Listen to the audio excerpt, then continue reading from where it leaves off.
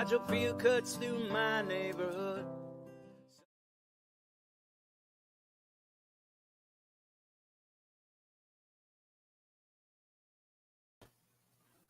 Hi, everybody.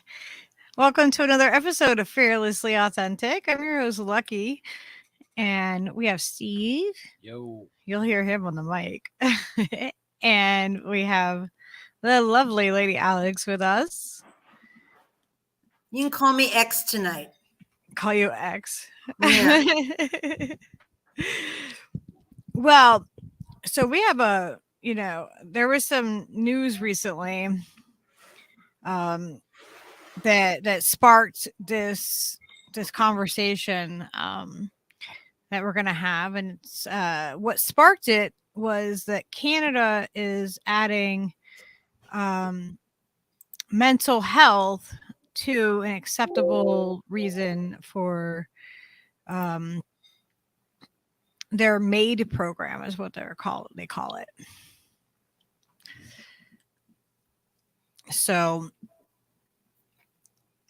yeah, that sparked the whole thing. And I was like, I think we need to have a conversation about what's happening in Canada, what happens, dying with dignity within within the United States, experiences, that we have with it, and just really start to have this conversation about something it's really needed, but it's not always, it's not like the funnest conversation, but it's a part of life. And I felt like it was important to have. So we're gonna keep this as a closed panel tonight, because we have a lot to unpack. But this is just the beginning of the conversation about death in general. I think that we need to explore that a little bit more, because it's not something that's talked about as freely as everything else, but it's something that it's a major event in people's lives, because it impacts a lot of people. So I think it's something that we need to expand on and have more conversation about. So, X, as you're calling yourself, Alex, I don't care. So do you want to give a little bit of like your background and your history? Because I'm not a medical professional. I am not a doctor. We have information that we're going to put up on screen for, suicide prevention, and all that. But I want you, because the reason I asked you to come on is because you actually have firsthand experience in the medical field. So if you want to give a little bit of a background, just for anybody who's new. Well, let's see. I'm an RN, and I started working as a nurse in 1998, and most of my career, like all but 3 years, have been in psychiatry, psychiatric mental health nursing, and I worked in many environments, from lockup units and private rehabs, hospitals,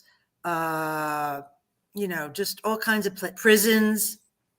So I've not only had to treat people, I've treated people for their mental health problems just by giving out medications, obviously. And also I provided counseling at some of my, when I was working at the VA, medical management, and it's emotional counseling. And I have worked in areas where I've, for a few years at the VA, was when I worked in a palliative care, hospice care environment for a year there, and was more directly involved with actually caring for people who were dying, and so in various stages with various ailments, and dealt with them and their family members.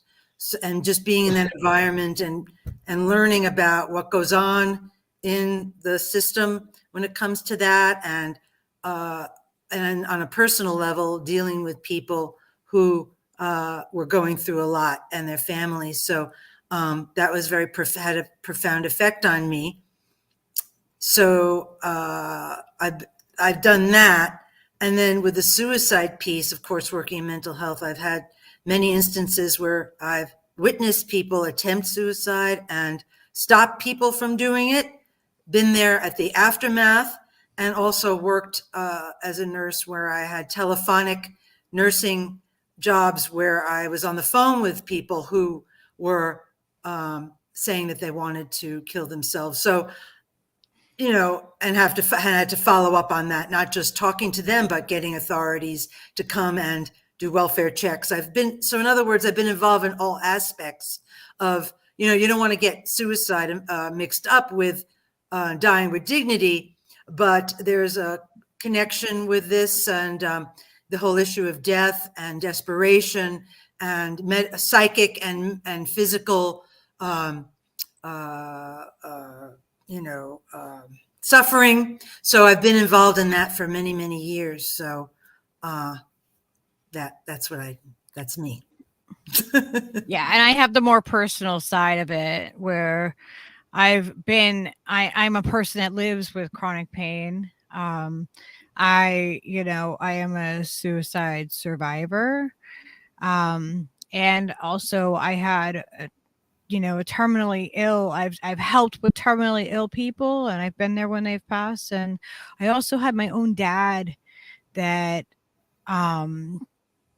unfortunately, he was in the West Coast and I was here, and we were in the middle of COVID, and I couldn't get there for his end of life care. But would I have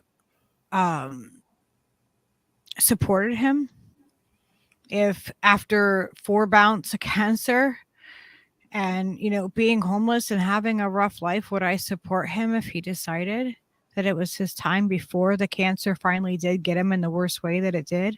I would have supported my dad in that. So, that's where I'm coming from in that. And Steve,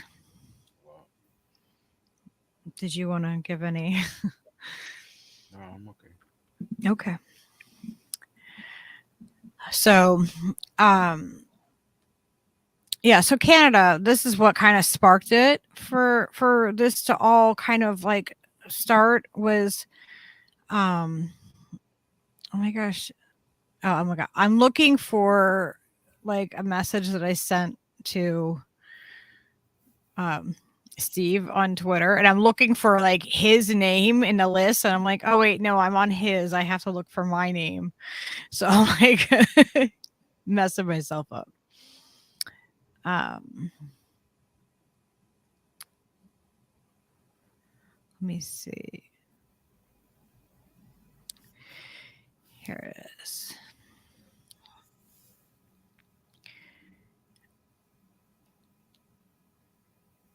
So recently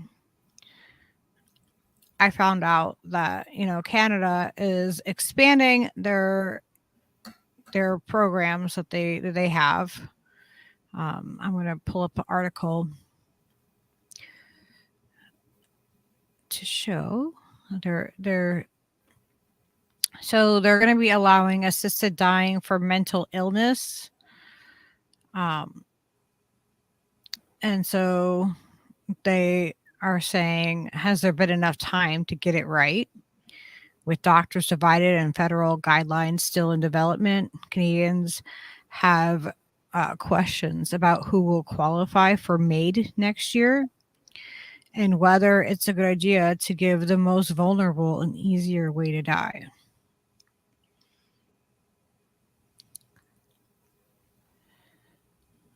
So they say exactly what MAID is right down here.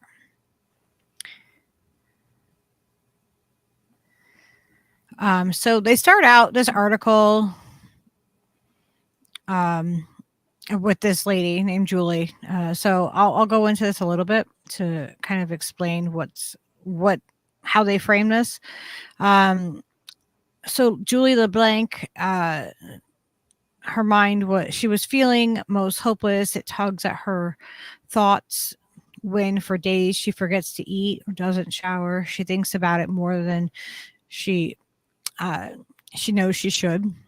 So on March 17th, assisted dying will become legal for Canadians with mental disorders as their sole condition.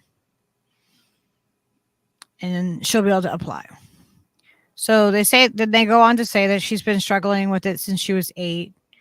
At 13, she was prescribed her first, a trial of antidepressants. And at 31 now, she's had too many medications to count.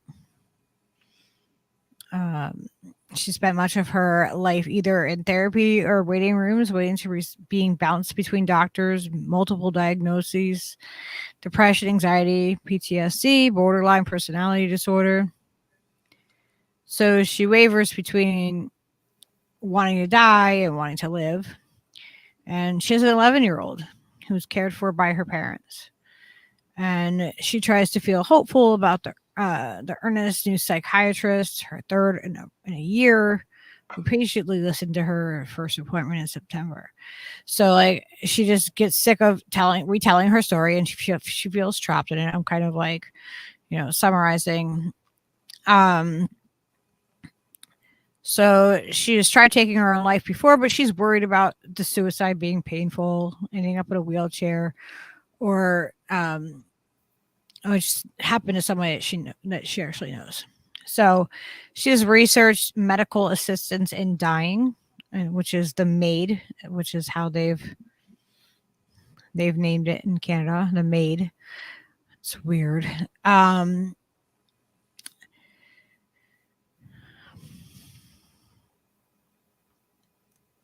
She wonders how the same system that's meant to keep her alive might soon help her die. So the option's going to arrive in Canada in March, and they have one of the most liberal euthanasia laws in the world, joining only a few other countries. They legalized it in 2016.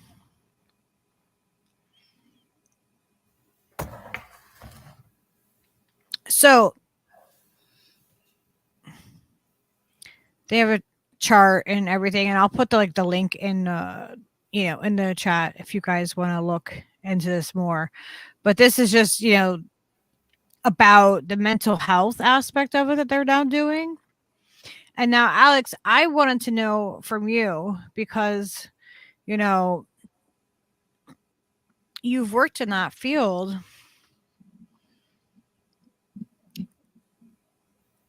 How is somebody if they're sick, how are they going to clear somebody that's sick? If you're not mentally well and balanced, then how can you make a decision like that? Mm-hmm. Yeah, the whole thing of MAID, it stands for Medical Assistance in Dying, and the Canadian is just an extension of that. It's still MAID, but then they include psychiatric disorders. And the whole thing, the regular MAID, which is for medical illness, there, in Canada, as in the United States, there are several states in the United States that have death with dignity is legal.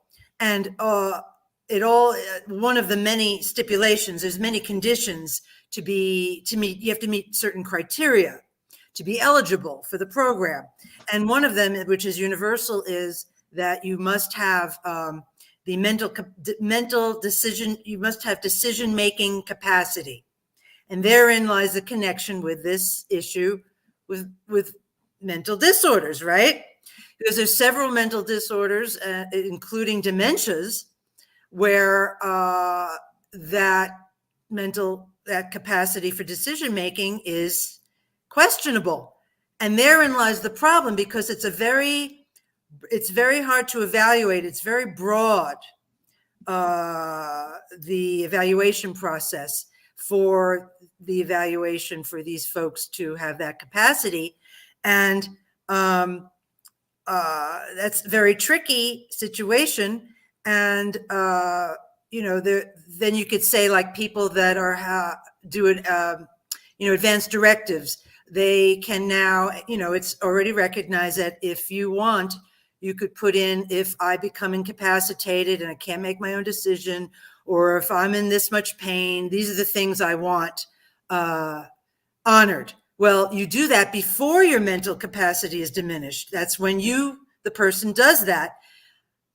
And they're saying that there are people with dementia that can do that when they know that their mind is going to go and they won't be able to make decisions, that they can actually put that in as well. That's part of this extending it to psychiatric conditions for the maid.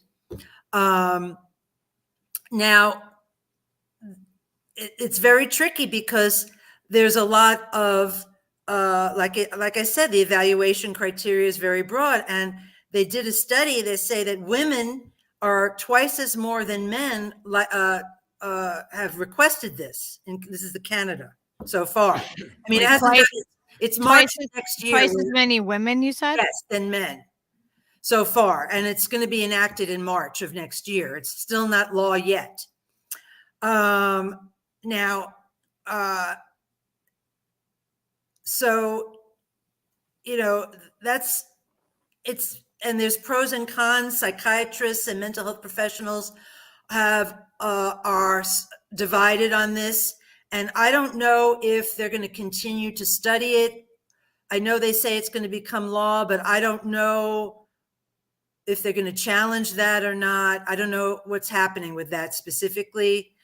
Do you know anything about that? I haven't looked into the law itself because I didn't know that I thought it was already passed. Yeah, like that. It's going to pass. It's going to be enacted. It was passed, and it's going to be March of next year. But there's still a lot of controversy. Oh yeah, I have a video to show you on it. Yeah, and then you can see. I come from the thing, the philosophy of we talk about body sovereignty. Having the right to make the decisions about yourself and what you do with your body. 100%. That's it. And I believe that's true. And when it comes to mental illness, not everybody has had parity as far as treatment, all kinds of treatment. There's a lot of, issues surrounding people's access to care. So there's a lot of issues to deal with, and decision-making capacity is involved in that. It's not so black and white. So there could be a lot of problems surrounding this issue. So a lot of nuance and stuff with each circumstance, right? I mean, if it includes the mental health aspect of things, then all of that has to come into play for the decision, in the first place. Like, it seems like cumbersome at best. Like, that's going to be like a stumbling block. Like, some people who probably shouldn't, Yeah, probably will. How do you make that decision that, this evaluation of who is able, how do you measure someone's capacity specifically? Well, apparently, Bill Gates says you just need one of them death panels. That's all you need. No, hook you right up. So, yeah, I have this example right here of a gentleman that applied for it, and he talks about why. And just to get you guys, this trigger warning, it's sad. It's a sad thing. We are talking about sad things tonight. So, all right, I'm gonna play this. Oh, I'm gonna mute me first though, so we don't echo.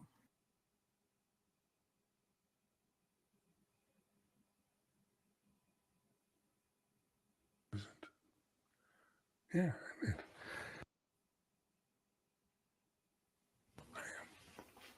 Amir Farsood has applied for medically assisted dying, known as MAID. He lives in constant agony due to a back injury, but has started the process for end of life because his rooming house is up for sale and he can't find anywhere else to live that he can afford. He barely survives on Ontario disability support payments, which are just over $1,200 a month. He doesn't want to die, but being homeless is not an option. I know in my present health condition, I wouldn't survive it anyway. Farsood meets the criteria for MAID: physical suffering due to disability that cannot be relieved. His doctor, who knows Farsood's real reason for MAID is his fear of being homeless, signed off on the application in August. Farsood needs a second to do the same. There's a 90-day waiting period. He believes he could potentially access MAID in about a month. I don't wish to be dead, even with the pain, even with the meds. I still want to be here. The CEO of Dying with Dignity Canada, a charity for end-of-life rights, says the organization has raised concerns about cases like this with the federal government. The fact that people are feeling compelled to apply for MAID or to even ask about MAID because they can't get the basic fundamentals to live a life it's shameful. You know, as a country, as a government, we should be ashamed. When medically assisted dying became legal in Canada in 2016, it was only for people facing imminent death. Accessibility was expanded last March. We have created a system where ending of life is an easier and cheaper solution than actually investing in healthcare and social support.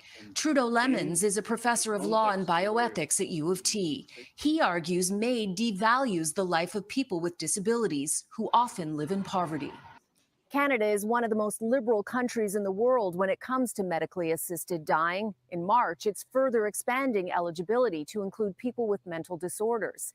It's expected MAID will be about 4% of all deaths in this country. That's in line with Belgium and the Netherlands. Oh boy. So there's a lot to unpack there. There's a second part to this story. Since this has aired, a couple of things have changed, but I wanted to kind of unpack that and see what your reaction was to this. My first reaction was, Canada's that bad? I thought it was the United States that was, I thought they had better social services there. I guess they don't. I guess we make assumptions, don't we? So, one of the things I read was a lot of people are going to be requesting this because of these situations, because they're on the brink of homelessness, or, they have other concerns that are their needs that can be met in other ways. And that's distressing, very distressing. But then again, the way they just, the criteria for receiving this for mental health issues, I'm sure, if we looked at them, are more than just, I'm sure if you just put down, I don't want to be homeless, they're not going to check you off, right? But I'm sure that what I was reading was that the criteria has to be, there was a long list, and many doctors have to sign off on it. They have to have tried, have been. That tried. one didn't seem very complicated. I know. I Had was three shocked. things like I could qualify Within a there month. for that. Yeah, I could qualify for that. I don't know how. That's insane to me. No, I read differently. I think that they were not giving it its due as far as the criteria, but it is true what I've read and what is just makes sense that a lot of people, even if they do have legitimate mental health issues and things aren't working, that due to their gender, their financial situation, and their and their ability to get good quality care, it has a lot to do with them requesting this. So yes, that's problematic. Definitely. Like I think about like the ethics of this and go, we don't have that down pat. Like we're not great on ethics already. And then we're expanding this to include more. Where do those boundaries end? Where is that hard line?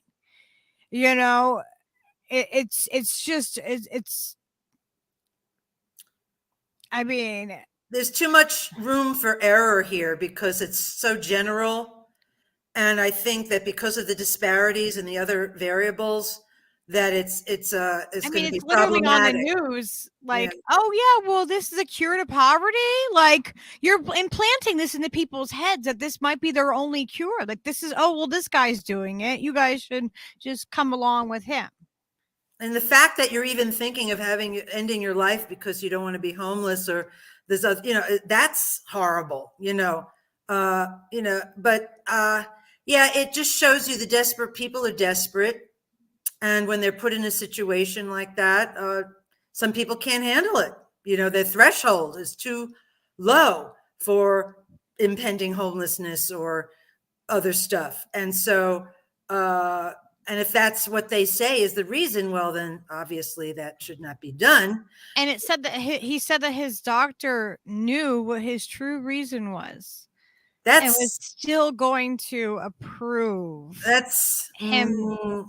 It's like we're teaching, like, and they have health care in Canada. Yeah. They have health care for everybody. Yeah.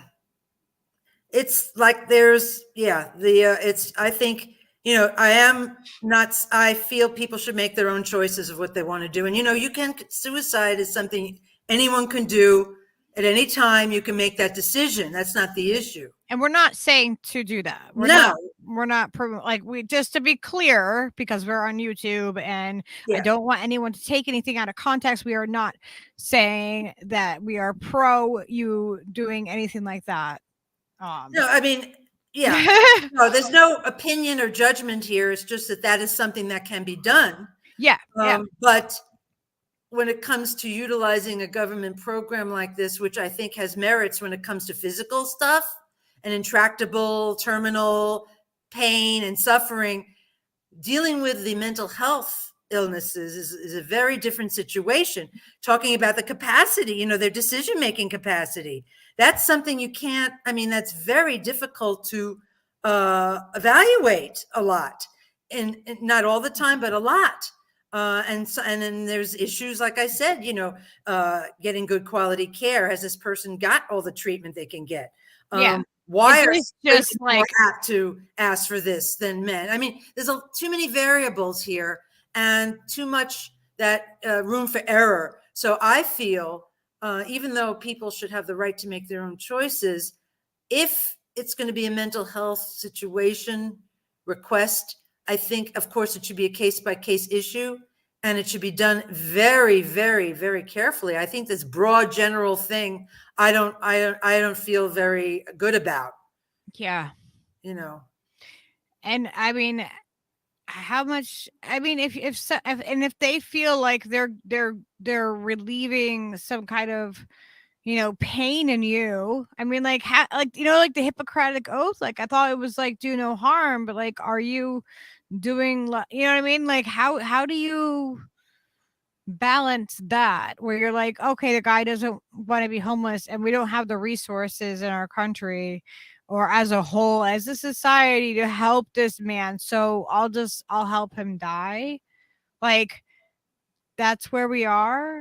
And that's where we are in Canada, where they have, like, we're not in Canada, but like, that's where they're at in Canada, where they actually have health care. Like, are we really going to get death care here? Like, is that what's going to be the out? I don't think so. I think that, unfortunately, that clip, they were biased, and they were, I don't believe for 1 second that the Canadians are going to just go, okay, well, the person doesn't want to be homeless, let's sign off. And no, because it's a very intense, very complex and very dense literature connected to this. Not to say it's right or wrong, but it's not just one-off, get a couple of physicians to sign off and that's the end of it. It's not like that at all, which doesn't mean that it shouldn't be stopped before it starts and have more discussion. But I think that's difficult to make an evaluation of someone's mental capacity under certain circumstances. So it should be very, very individual and case by case, in my estimation. It seems a little too broad and too, you know, for my liking. Yeah, I feel like I think that the criticisms are right, where people are like, this isn't thought out enough right now. It just doesn't seem like it is. Like, that fishing net has some big holes in it, you know, like. Yeah. But and then I could see, you know, people want to do the right. Then the other side of the argument is, hey, you know, why don't, you know, we should respect people, even if they have mental illnesses, and not, again, brush them with a broad stroke of saying, oh, they're all crazy. They can't think for themselves. We're going to, you know, no, absolutely not. We're going to make the decisions for them. So you have that argument, you know, of bodily autonomy is also meant your everything, you know, your head, your feelings, your beingness autonomy. So it's not so cut and dry, you know. But are they getting all of the resources that they could possibly need? Are they getting every last resource put out there into them to save their life, to help them, you know, to help them have a happier, healthier life? Because we know that a lot of us, you know, like, when it comes to trauma and when it comes to stress and all of that, you know, that your depression, it weighs on you and it adds more to it. And, you know, if you're poor, then, you know, you have a lot more weighing on you all the time. Your stress hormones are constantly going. And so unless they're there for their people fully in every way and support them in every way to, you know what I mean? Unless we have a healthy society, that, I mean, I feel like it's a symptom of a very sick society if that's the immediate answer, you know, like that shouldn't be the immediate answer. There should be the resources that people need, and people shouldn't have to worry about whether or not they can have healthcare or they can have a place to live or their basic needs. You know, like if all of your basic needs of all your people are met in your country, how many people are going to want to commit suicide then? I think a lot less people, probably, because people will be happier. And if you don't feel like you're a burden on your family, like, because there's resources, then, you know, like, I think it's different when it comes to, I mean, it should be people's choice, obviously, but we should have a healthy society to begin with. Like, our baseline should be a healthy society. And then we can talk about that. It's like piecemeal. I mean, here we are. It's so funny. Well, not funny, but weird that we live in a society of, you know, we know what's going on with everything, right? But yet we'll pick apart a little thing and say, okay, we're going to fight over this situation here and hone in on something. Meanwhile, everything else is just falling apart, you know, like Maslow's hierarchy of needs. And, you know, you can't reach self-actualization, which, whatever that means, you know, being, you know, if your basic needs aren't met. So I think that, you know, we're having a discussion that's important. People should have the right to make their own decisions. Absolutely. But I think that our baseline focus on some of these things that are something to do after we do the basic stuff, like have people have a thriving, healthy life in a dream world of environment and life and whatever, you know, egalitarian community, everything we dream of, you know, have all that happen as much as possible for everyone. And then we could say, okay, now, but we're doing this amidst chaos, you know, so it's kind of weird. We're not fixing the actual problem. Yeah. We're focused, you know, if we are to focus on just that one little tiny, you know, aspect of it, which is huge. In the scheme of things, though, it's really tiny compared to the bigger scheme of all the issues. The logic in place that people are using, like people like our friend Mr. Gates back in 2010 is saying, well, you know, to combat high costs of healthcare, you know, we're going to have to find a way to deal with some of these people that, you know, I didn't fall through the cracks and stuff. I've heard him say these things in TED Talks and stuff, talking about how you have to have a system in place, just like they're talking about. Try for the bird. He was interested. He was acting like he was going to jump on it. Never mind. I'll. Yeah, the mental health, you know, people don't realize. I mean, when we talk about mental health, I mean, there's so much involved. It's not just depression or whatever. I mean, there are physical reasons for it. I mean, people not having the right nutrition, stress, physical exercise. I mean, we don't talk about this stuff, but that and lifestyle, living in capitalism. I mean, there's so much that affects our mental health. And also there's organic brain disease, dementia. I mean, taking drugs. I mean, drinking. I mean, there's so many things that affect your mental health. It's like, and also your temperament, who you are anyway. So throw that in the mix. I mean, it's so complex. What constitutes someone's mental health, right?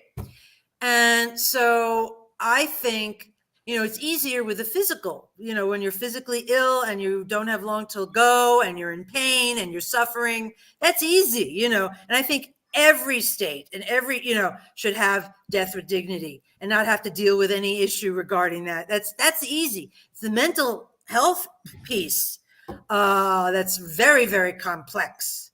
Yeah.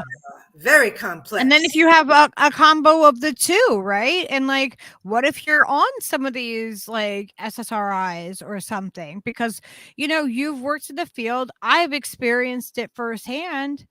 And I know how those medications affected me, so, and also the risk on the pamphlet on those medications that they give so many people, especially the younger age. What is it? I think it's under 25. I'd have to look it up to be sure. It's like 23 or 25. You have a higher suicide rate if you're under those ages taking those SSRIs.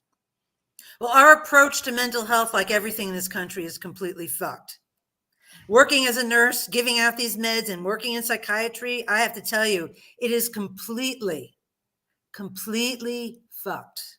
And it was heartbreaking to have to give these medications to these people. It was horrible, and especially, we give these horrible chemicals that cause people, we create these horrible situations for people in the first place, like veterans, poor people. This society creates people, creates the problems. Then we have these horrible problems, and then to treat it, we're given horrible chemicals for the big pharma to profit from. They still have. They just try to medicate the problems. It doesn't help anybody. I'm telling you right now, for all the years I've given these folks these medications, I'd say like 95% of them stopped at some point because the side effects were outrageous, and it didn't help at all.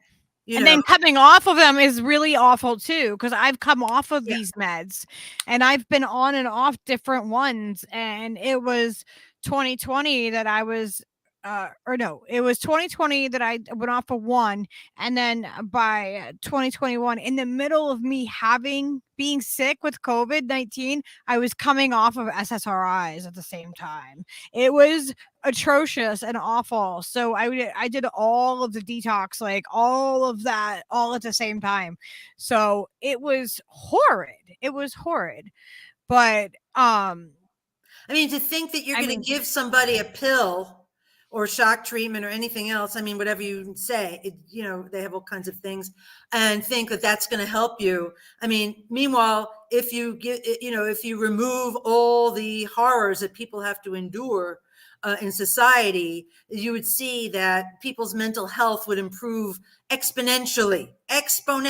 Crime would go down. I mean, all the stuff that we talk about that are the horrors of our society are caused by our society. Yeah. So instead of fixing them, we just give them stuff created by companies to profit and keep people sick, mentally ill, because we will not ever think of doing anything other than that.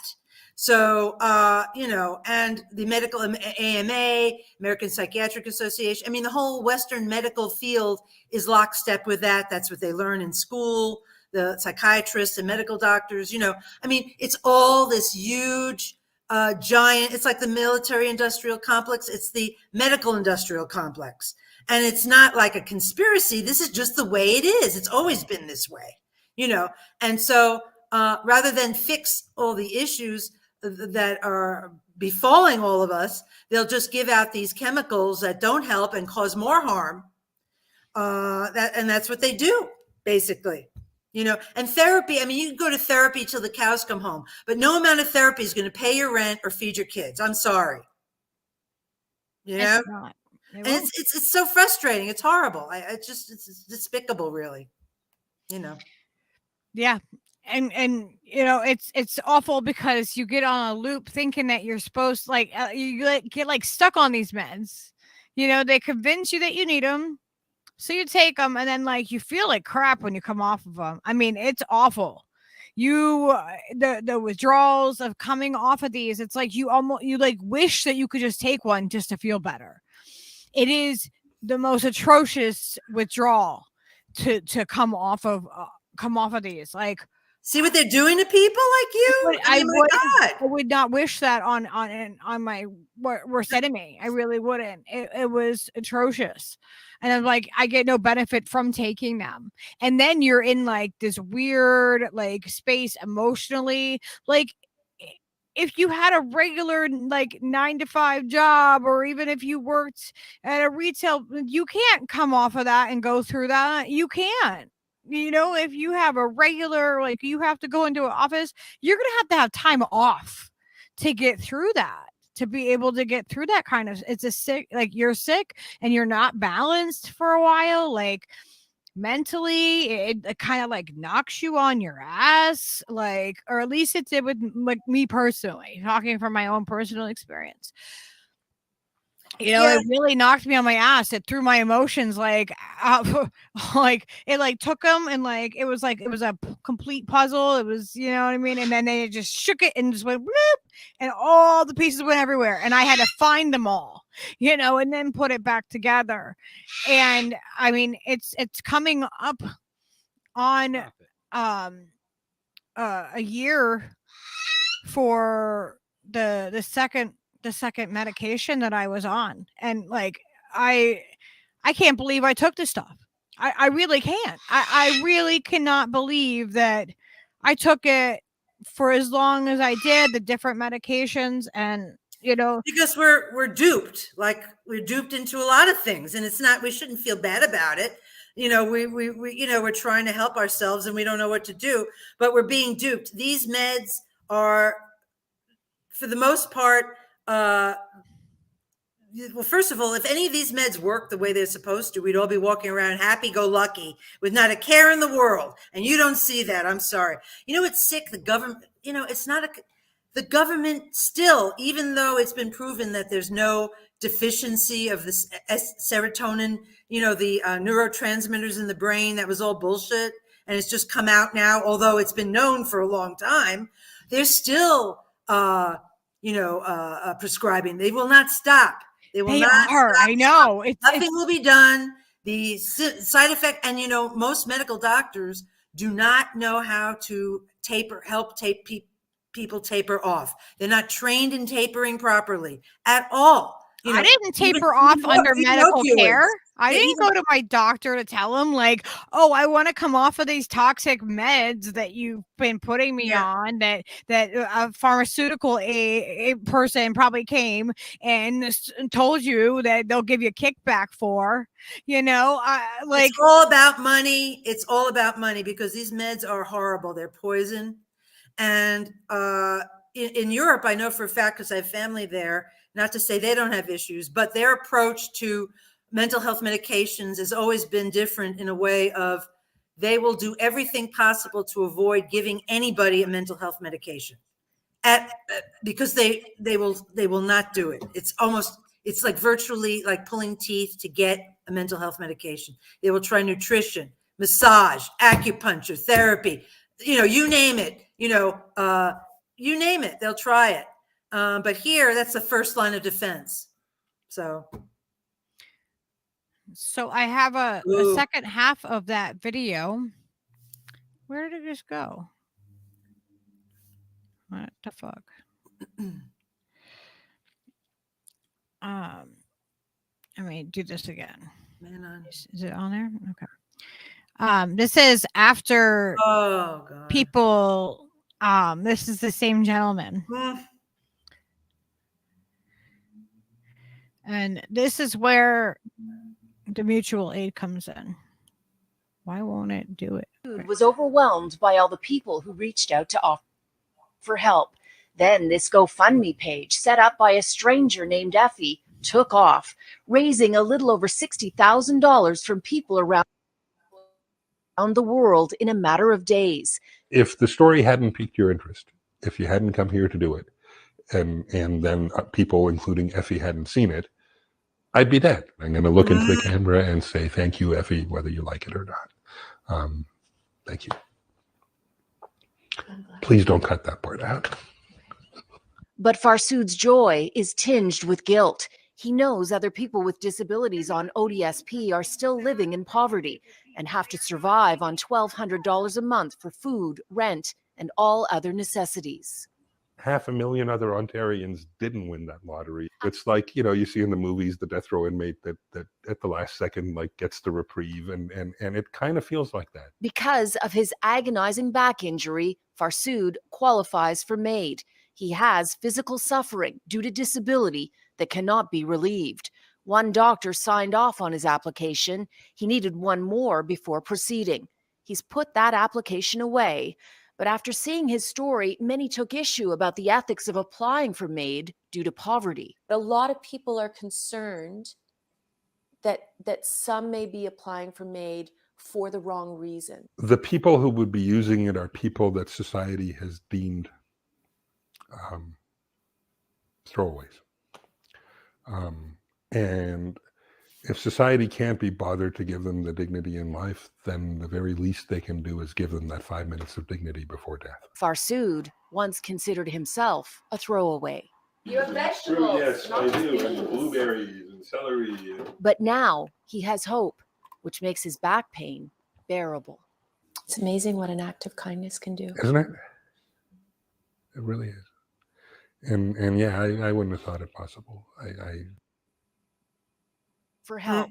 Then this GoFundMe page, set up by a stranger named Effie, took off, raising a little over $60,000 from people around the world. Why is it doing this? If the story hadn't piqued your interest, if you hadn't come here to do it. Oops. I think that there's a lot that this reporting is not accurate. In other words, if you read, I didn't read the whole thing, but the MAID for mental illness, Yeah. even the MAID for physical illness, it has stipulations and criteria a mile long. It's not just two physicians signing off. It's that. See, I think that there is merit in showing that, but I also think you have to really look at it more as a propaganda piece for the people that are not for this. And even though they wanted to show that this person was desperate and he needed money and somebody came to save the day, I think that they did disservice to the discussion. You know what I mean? Because no, it's more than just two people signing off, and no. So, I'm going to see if I can find it real quick. Yeah. But, I mean, the positive thing that I found in that was that the community said, well, we're not going to let this happen. And they're bringing attention to it. So hopefully that brings more attention to what is happening and makes the conversation a little bit more happen. You know what I mean? Like, they need to have more conversation about this before just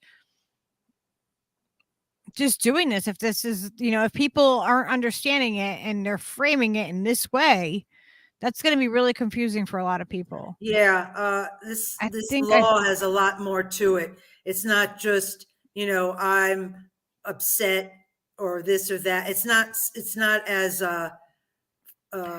yeah, I'm pulling up Canada's MAID right now.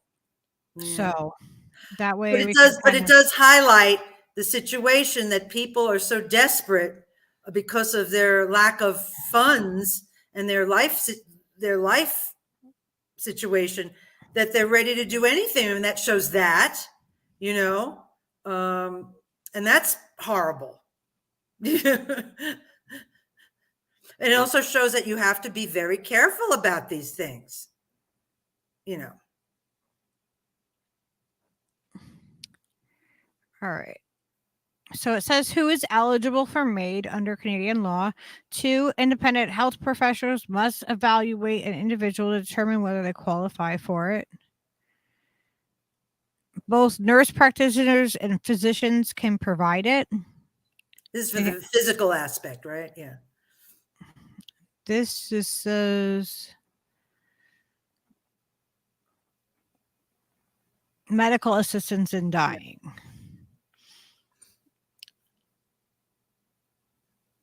So right here, it clarifies it right here. So as of March 17th, 2021, when Bill C-7 received royal assent, the law no longer requires a person's natural death to be reasonably foreseeable to access medical assistance in dying.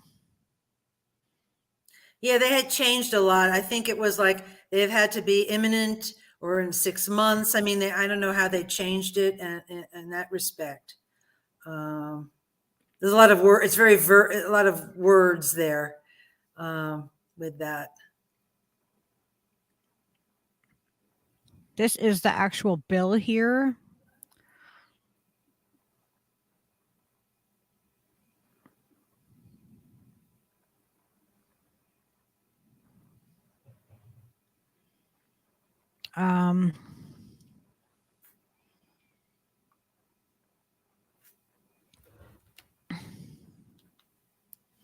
Yeah, this is going to be a whole lot. I'll put this in the chat in case anybody wants to read this. And I'll put it in the show notes too. I'm putting the show notes in the private chat just so you know what I'm putting over there. All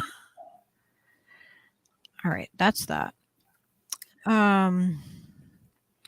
Well, we can go over these basic things. So in Canada, there are 2 types of MAID. So it's a physician or nurse practitioner can directly administer a substance that causes the death of the person who has requested it, or a physician or nurse practitioner can give or prescribe to a patient a substance that can self-administer. So they can do either way. The physician or the nurse practitioner can directly administer it there, or they can give it to the patient, which I think is different in the United States to Canada. Isn't that right?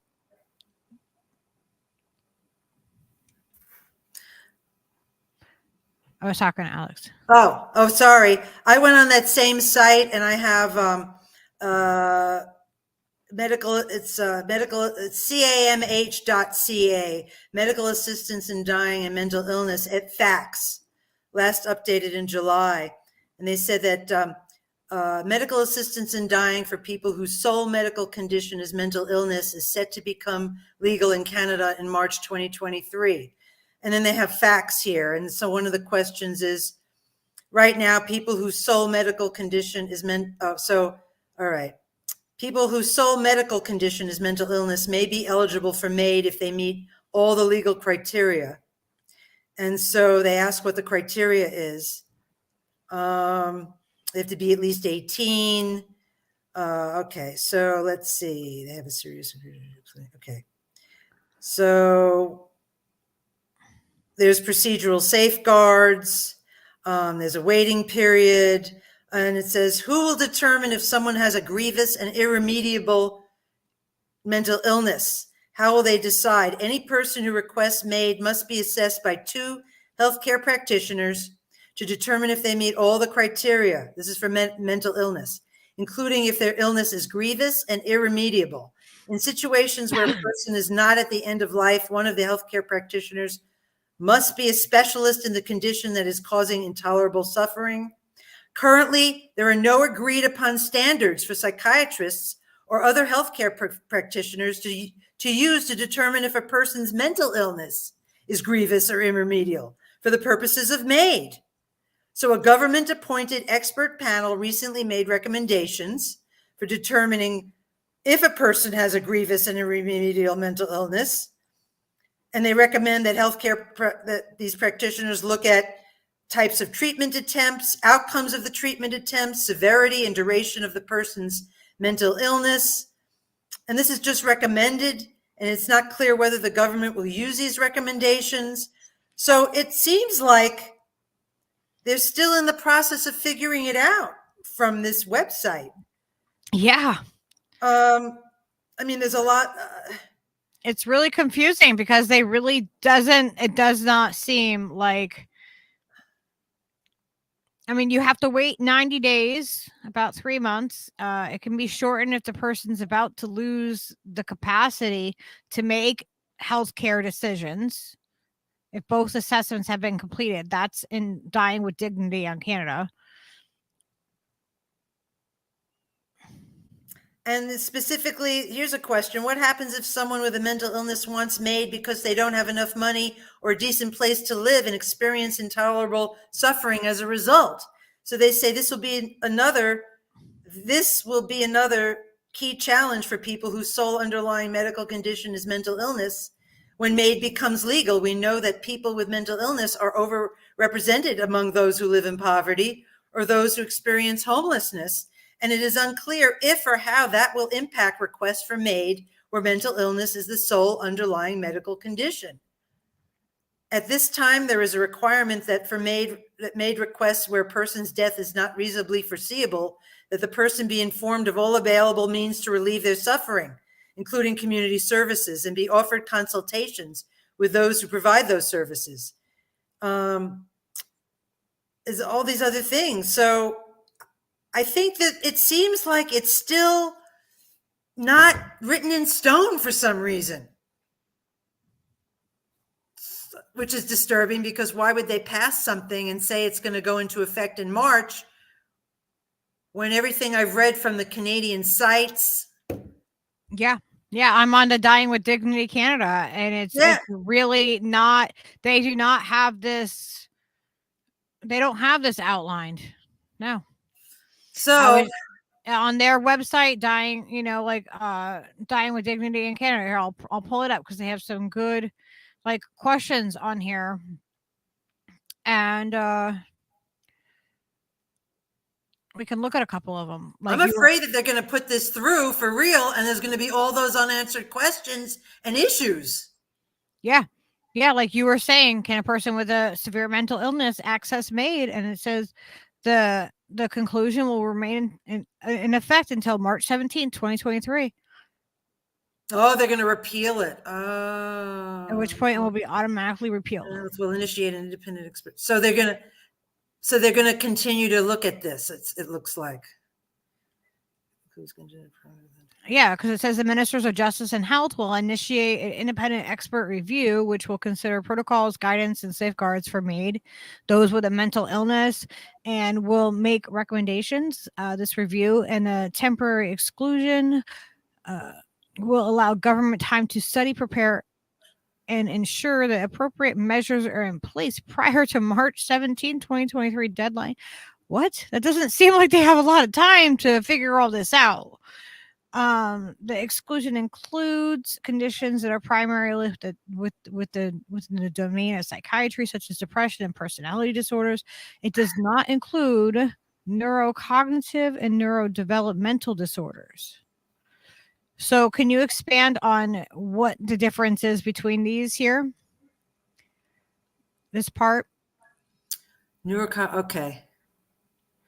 Neurocognitive disorders such as dementia, Huntington's, and Parkinson's are not. Yeah. So these are conditions that a person has that affects their ability. It's a medical condition that affects their cognitive abilities. Okay. That's dementia. It's your brain not working well, and it affects your ability to function, to think, right? Parkinson's, Huntington's, these are all that have to do with the your ability, your functioning, your brain functioning. And so it affects your ability your cognitive ability. So I'm wondering if they let you, but what if you like you're in early stages of something and you're like, okay, I don't want want to do this because I know that I'm doomed. Can you do that? You know what I mean? Sure. Is there Can a person with dementia qualifying for assisted living? The eligibility criteria may limit the circumstances in which a person with dementia could be eligible for access. A person with a capacity eroding condition, such as dementia, might lose capacity before they satisfy one or more of the other eligibility criteria in the law. For example, the person might already be suffering intolerably, but they may not be in an advanced state of irreversible decline. By the time they have reached an advanced state of irreversible decline, they may no longer be capable of providing consent for MAID. In some cases, the waiver of final consent can be used for those with dementia. That's what I was saying before. Like we were so used to hearing like our advanced directive. So if anything happens, this is what I want. If I can't make my decisions. So this is the same. It's a waiver saying if the person has dementia, when they're at that point where they are able to make those decisions about their life. How do they express it? If you're in that state of mind, the waiver is for those that are not beyond that point, that they're still able to make the decision. I understand that it's like in advance, but how do you make, how do you know at what point that will happen at some point? You don't know when. I don't think the waiver has a time period, but with dementia, Parkinson's, all those, it's 100% that it's going to get worse. I mean, it's not going to be, you can't reverse it. You can't make it better. It's not curable. So in those cases, that's why they mentioned the waiver. So if the person is still able to make decisions, then that's when they can do that. And then the waiver could be used when they're not able to.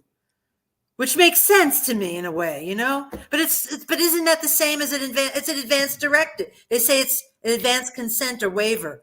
It would be like the same thing as having a DNR, like a do not resuscitate. Well, no, it's advanced directive, which are specific instructions. Yeah. I did that with my dad. That's what, when my dad was, my dad ended up, he beat cancer 3 times. The 4th time it really got him. And, I knew that he was really sick. I knew that my dad was dying. Like I understood this. It was a conversation that him and I had. And it may seem morbid to have that kind of conversation, but let me tell you, when the time came to make decisions for my dad, because we had that conversation, I didn't have to think about it. I didn't have to think about whether or not he'd want to have a surgery or he'd want to be put on life support or anything. So when he told me I'm going to the hospital, and I knew that this time was different when he was going to the hospital this time, because he kept putting it off and putting it off and putting it off. And like and this was in the middle of like COVID happening, and he's in the West Coast and I'm here, and he had just had a fire at his apartment. So he was houseless at the time and staying in a hotel, and they were supposed to be redoing his apartment for him. But like my dad had a long, hard life. Like he was homeless most of his life. When I met him when I was 16 in 96, he was homeless then, living in a truck. He had a few bouts of not being homeless, but not much since, and he was living in a truck before I met him when I was 16. So, he had a long time of this. And, but we had this conversation beforehand. He was like, I don't want you to get a phone call and learn this from a doctor that I died. I don't want you to hear that from a doctor. I want you to hear it from me that I'm really sick. I'm really sick, and I know what's coming for me. You know, like he knew it was end of life. And it was a few years that he kind of hung in there. And I was really, really surprised. Like there would be time periods like where I didn't talk to him for like, you know, a couple weeks or something. And I would be like all freaked out because, you know, and towards the end, I talked to my dad like almost every day. And so he was like, we need to have this conversation. We need to talk about this.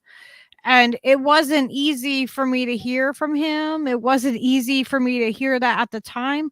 But let me tell you, when he told me he was going to the hospital, and then the hospital called me and told me the condition that he was in, I was like, it's okay, doctor. I understand. And this is what I want.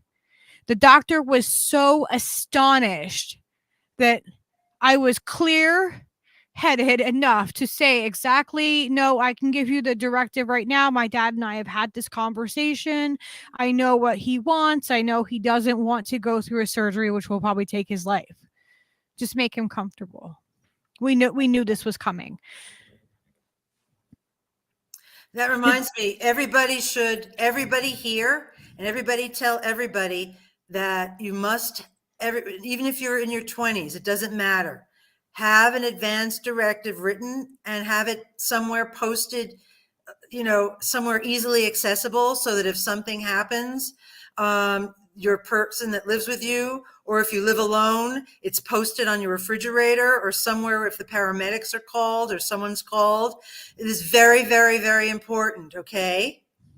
Everybody, Yeah. you can do it. Get the form online, get it done for free. It's really easy. Advanced directives, DNR, if you want to be resuscitated and stuff like that. You can go further and have more details about different things, but your DNR request, if that's something you feel passionate about, for you or your family members, you have to get it done. You might not think you need it, but guess what? You might need it. Yeah. Yeah, my dad told me exactly what he wanted, and the doctor was like completely amazed that in the moment, like, you know, he's had a lot of those phone calls, having to call family and explain what the condition of their family member is, and then have to like scramble to try to figure out what would they want. What would my family member want? It was such a gift for my dad to have that conversation with me, to tell me what he would want. I didn't have to think about it. I didn't have to stress over it. It was like I felt like I had, you know, in that time, in that moment where, you know, you're like filled, you know, like with every sort of feeling that you could possibly have, and talking to a stranger, and I couldn't even get there to see him, you know, like I couldn't go see my dad before he died. But I was able to talk to him on the phone. They let, even in the middle of COVID being, you know, this is 2021, January. And, you know, in the middle of that, they let a family friend go in there. So I was able to talk to him on the phone, even though, you know, he was not, he didn't wake back up. He never woke back up. But, and she said, damn it, Jerry, don't you dare die on my birthday. And what do you think he did? That was my father's name. Yeah, it's my dad, Jerry. Jerry? Well, yeah, it's Gerald, but Jerry is what he went by. Yeah. That is so wild. So she was like, don't you dare die on my birthday, Jerry. And my dad, of course, my dad did. Yeah.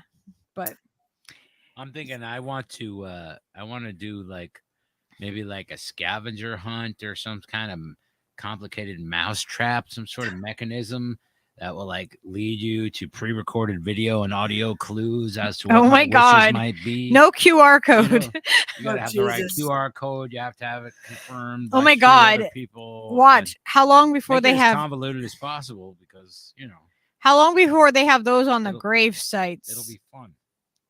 So you can get a QR code and you can hear about the person. Oh Christ.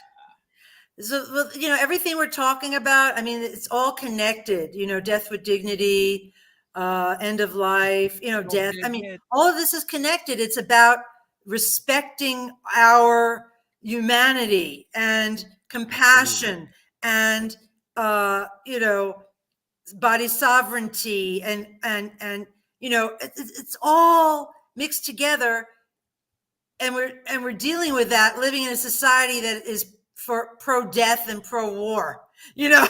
And so that it's really difficult. I mean, we talk about this, right? But we're talking about it in the context of living in a society that is the antithesis of what we're talking about. You know, Right. dignity, compassion, you know, respect for humans and their decision making, and everything. We're living in an environment that's completely the opposite. Like ultimately, that is the final bit of dignity, if you can pull it off, is like the only dignity you're going to get in your fucking lifetime anyway. We even die with dignity in this country. Might as well die with some. It's like, So- yeah. To go into just to clarify, I think you said this from the other one also, but only ages 18 or older are eligible for MAID. So I believe that there are purposes for this type of thing. There are reasons to have it, but because you're poor, that shouldn't be a reason that you get assisted in dying. Like, it shouldn't be for that. It's not. I think what they're highlighting is that people are so desperate that are having issues, you know, surviving. You know, that they're desperate and asking for this. This is not. They are not meeting the criteria, and believe me, they will not be doing that. But they're just highlighting that, showing that people are so desperate because they're homeless or they don't have money for food or whatever, that they're going to be asking for this, you know. Well, people might not be honest with their doctors that they're getting evaluated with either. How many people don't go to the doctor because there's a stigma around mental health? Or what if somebody goes and says, oh yeah, no, my mental health's fine, but it's my pain that's incredibly, you know, it's the problem. It's my pain level from this. Because you don't have to have like an imminent death, like, you know what I mean, happening. You can go there and be like, well, I just can't deal with the chronic pain and I don't get relief any other way. And that's my reasoning. And even you can lie to them. I mean, if you want to peace out, you're going to figure out a way to peace out. You know? That's true, but you can't use that as I know what you mean. But, you know, I think that the ones for the medical issues, and there's some mental health, I think, is merited. I think it should be on a case-by-case basis, and they have to be really careful with the mental health piece. But I don't think we should like completely throw the idea away. But I think they really need to be. I think we need to have a healthy society. Yeah, like I said, as a baseline. Yeah. Before we can have something where we're like, yeah, let's do this. You know, if you're good, you know, it's different when I'm talking about my dad who had cancer 4 times and had throat surgeries and half of his lung removed. You know what I mean? Like he wouldn't have, if he survived that surgery, he would have been extremely disformed. And, you know, there was no quality of life after for him. You know, I mean, like and I wouldn't have even been able to be there. So my dad, he did die naturally, but if he had, you know, wanted to do something like dying with dignity or hospice care or something along that line, I could see supporting him in that because of his condition. Yeah.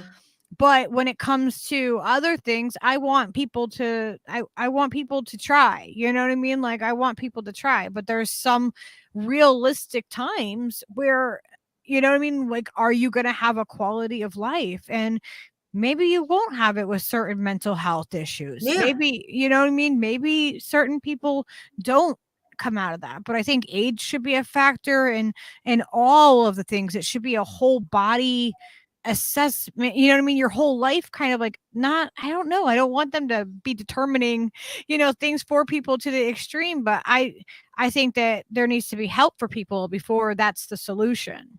That's an automatic solution. Yeah, knowing what should be and what is going to be are two different things. So, I mean, you could say that the United States, you know, well, we only have a few states. If you go on the Death with Dignity US website, I know that there's only 5 states. Well, Oregon and 4 other states have similar death with dignity, and then there's other states that have different legislation, and there's others that are in the process of it. So yeah. Yeah, it's not many though. It's Not really many. not many. New Mexico, where I live, has the same as Oregon has. Yay.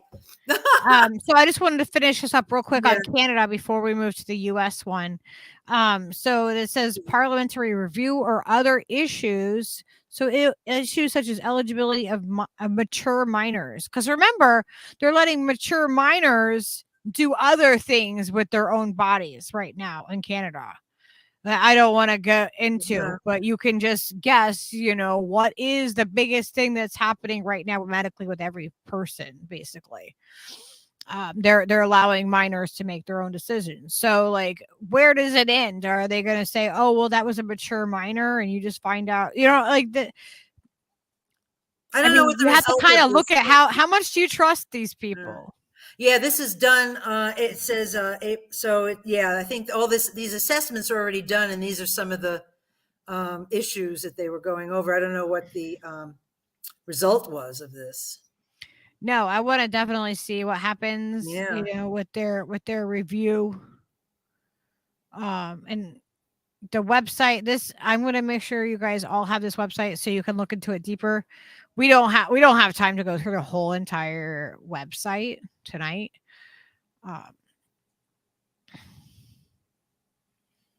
But let me grab that quick. And I was just thinking, this is connected with cannabis, you know, how it's very used medicinally, and it's being, it's not being allowed for people to use. And it, you know, these people with cancer and pain and all these things, and they're not being able to use this. So, you know, here we are talking about this, but there's also natural plants and other things and treatments that do not have bad side effects, that don't make big giant profit for the big corporations, but yet they have little to no bad side effects at all. And they actually are helping people. They don't want to do more research on it. But the research is there enough now to show that there's components in cannabis that are very helpful for people, and they're making it difficult for us to have that. So that's another part of the abusive society, you know, as far as our ability to care for ourselves, you know. So I have one more Canada part of this, where because this is recent too. This is from August 11th of 2022. Wow. Just so that I wrap up the Canada aspect of it. So it says disturbing experts troubled by Canada's euthanasia laws. So I think that there was a video on this one. Yes, this is what I wanted to just show you. Because this is like the other side of it where people are like, no, this is not okay.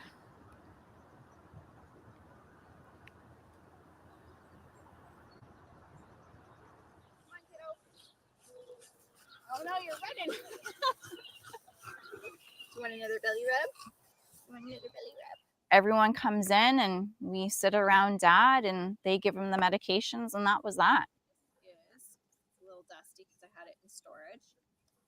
But this is Dad. And Dad absolutely loved his Cleo, and he never got over the loss of Mom when she passed. You said 2013. So we've got the autopsy report. No, and it's frustrating because anything with his heart. He felt that he was more of a nuisance to the staff there, and that it was just easier just to go and not be a bother to anybody.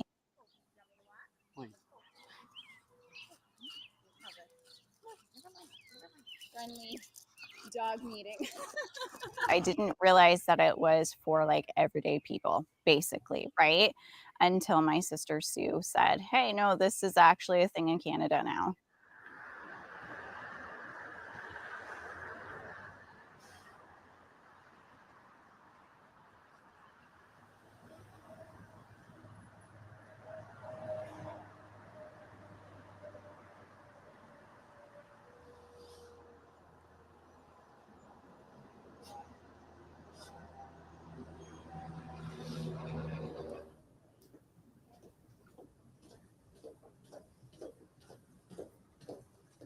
The whole premise of the legislation, I think, is built on a discriminatory kind of approach to people with disabilities.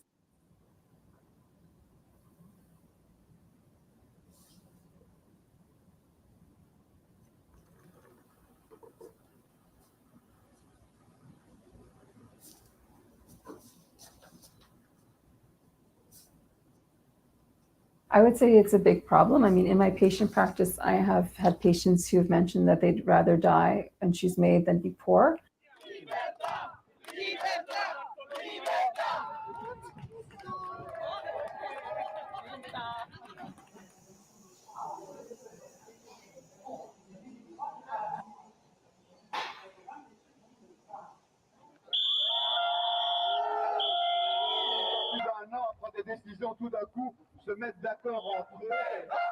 I do think it's reasonable to worry about how laws like this change the culture of dying and the culture of, living with illness.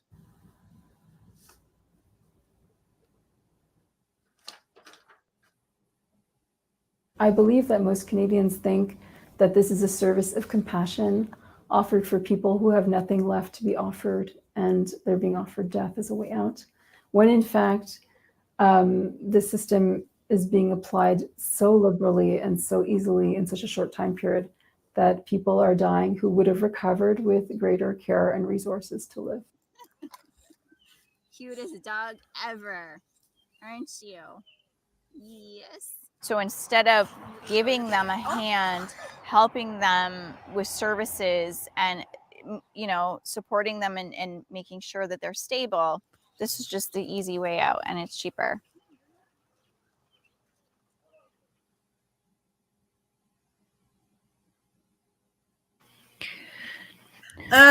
So there's that is a perspective though that people have, and I understand where they're coming from. I don't think it should be a way out for to not have to take care of your sick and poor. I have issue with this part of this using the word kill. There's definite bias in this reporting. I mean, everybody has bias. There's bias in everybody. Yeah, I just didn't like that.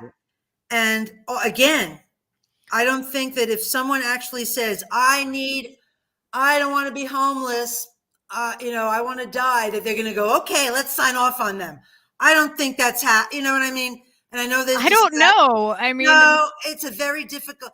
I know that the death with dignity in this country, and also reading the basic death with dignity in Canada, there's a list a mile long of criteria. And if you just say, oh, this and this, they don't just sign off with two people. But if we don't have dignity in this country already. I know, but I'm saying it's called death with dignity, not because it's not really assisted suicide.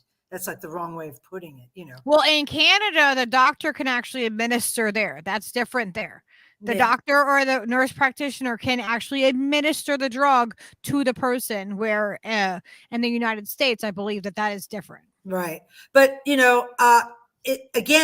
highlighting, yes, there's people that are abused and people that are poor and, they're desperate. But if they verbalize, if they're not meeting the criteria medically, they're not going to be able to do it. I mean, there's like 25 criteria.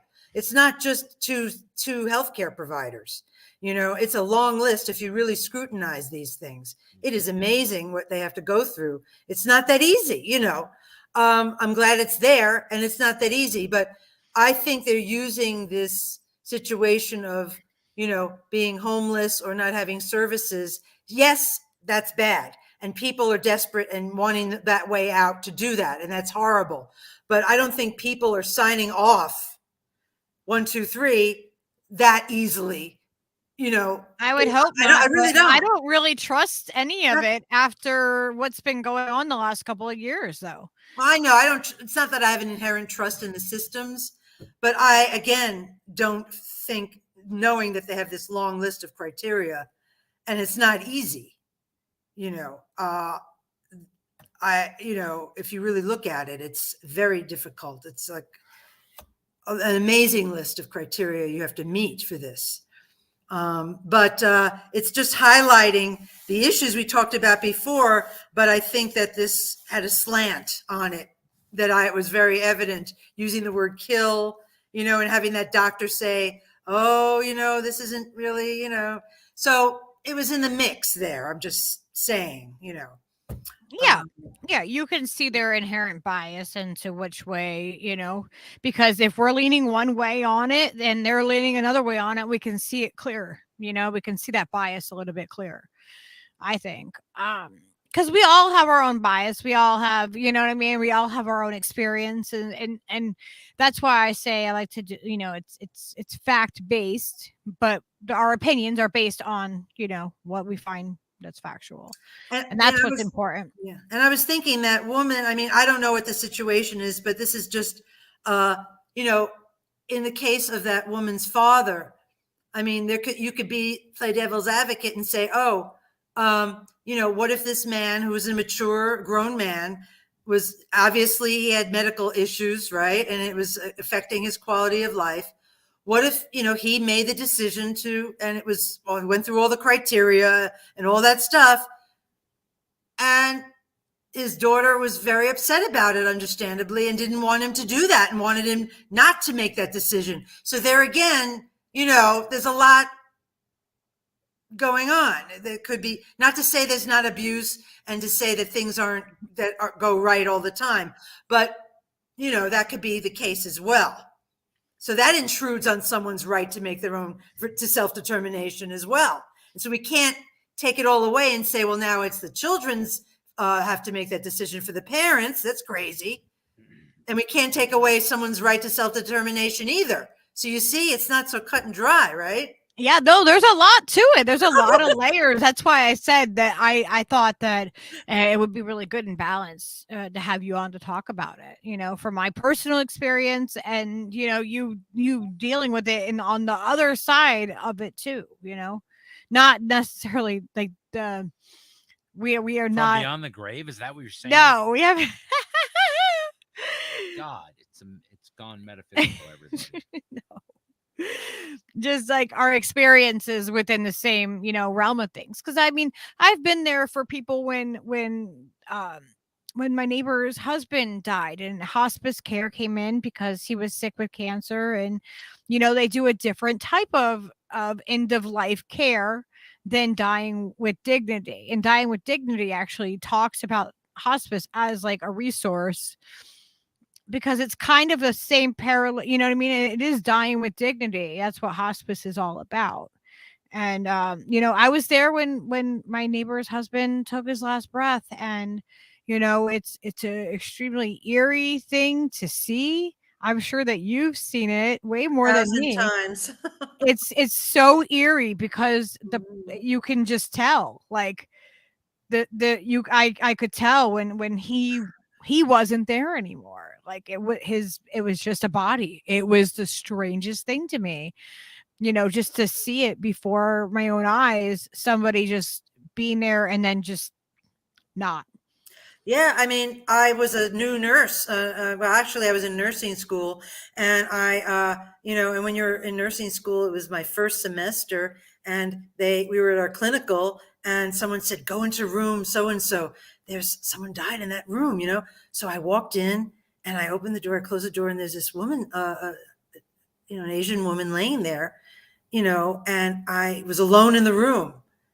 And this is the first time I've ever seen a dead person, and I just kept looking, and I looked at her, and it was a surreal experience. It was deeply, deeply sad.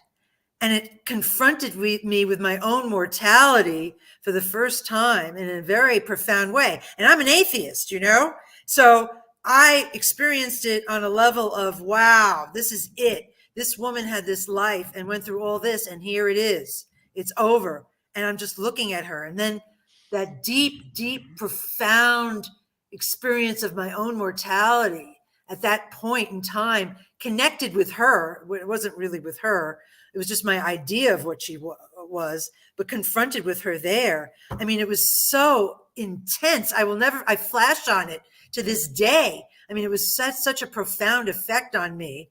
And then, of course, subsequently in my career as a nurse, being there so many times with people when they took their last breath, and trying to be as compassionate and loving another human, because that's what you do, to another person, and I felt very honored and humbled every time that I did.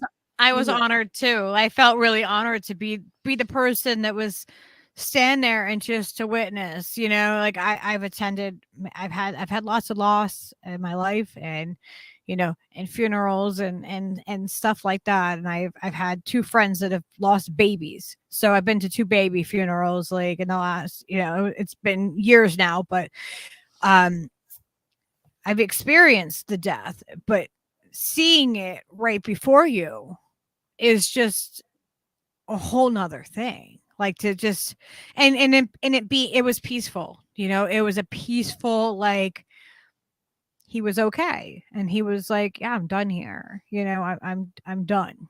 I've been in situations where people have been, the end of life for a lot of people can drag on a few days or weeks. And I've been taking care of people that had a very high level of anxiety. There were medications for their anxiety, but I've seen people without not having that relief from the meds yet, or it wasn't working well, and they were like having panic attacks and they were freaking out, and I had to deal with that. It's not all this wonderful, peaceful thing. I had to deal with a lot of different people dealing with heavy duty anxiety and fear as well, surrounding their their dying and stuff. So that was a very difficult situation, and families, also. So, but having them have their desires and wishes, that was always came into play, was very important. And pain relief, and done well was always very important. And I was an advocate for that. So that all ties into dignity. What does dignity mean anyway, Yeah, it's what you determine your dignity is, right? Yeah, it's not any extra undue suffering or embarrassment, or feeling like a burden, or just all that extra shitty. Just being able to live those moments out, And it's definitely not an easy thing to be there when somebody's doing it, but yeah, it is an honoring thing to be there when, it's just like when a baby comes into the world, it's an honoring moment to be there, to witness the baby. And I've seen that too, hundreds of times. When you're a nurse, that's what you do, right? It's amazing. It's amazing. Like the amount that you have seen, in both ways, and spirits coming into the world and them leaving. Because I don't know about you. I know you say you're an atheist, but what I saw a physical difference in him. Like I could tell that his spirit wasn't there anymore. His life force. I call it life force. Yes, exactly. Yes, their life force energy is not there. There is a definite difference between that. And it's amazing to be a witness to it, and to do it in a way where you're honoring the person, and you're not, and it's not traumatic. Yeah, we need life with dignity and death with dignity.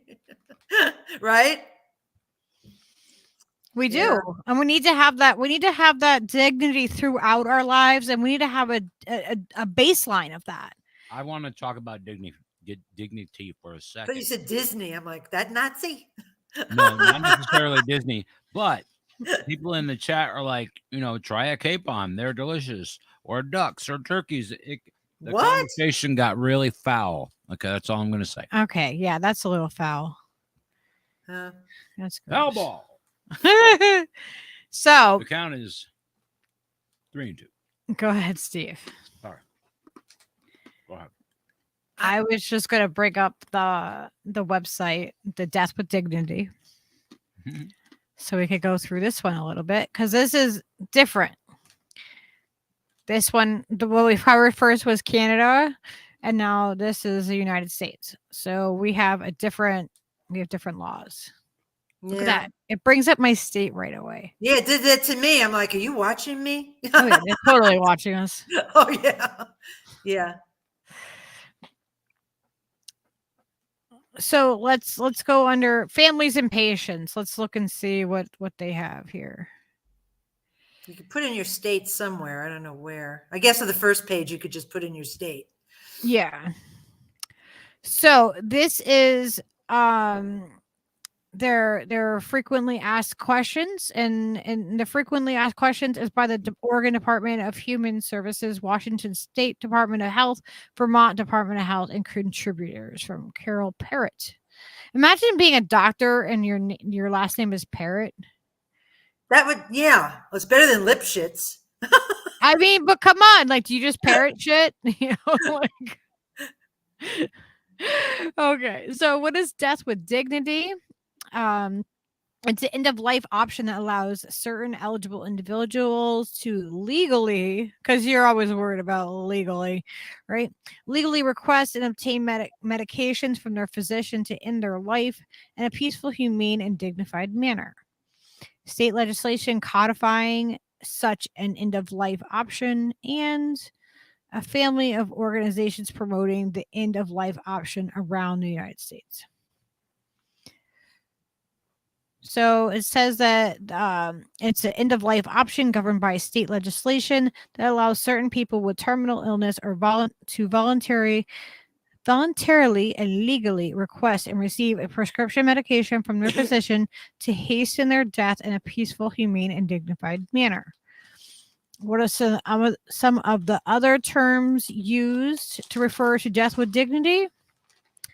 Death with dignity is a term originating in the title of the Oregon statute governing the prescribing of life-ending medications to eligible people with terminal illness. Because our founders authored the Oregon law, our family of organizations bears its name and it's our preferred term for the practice.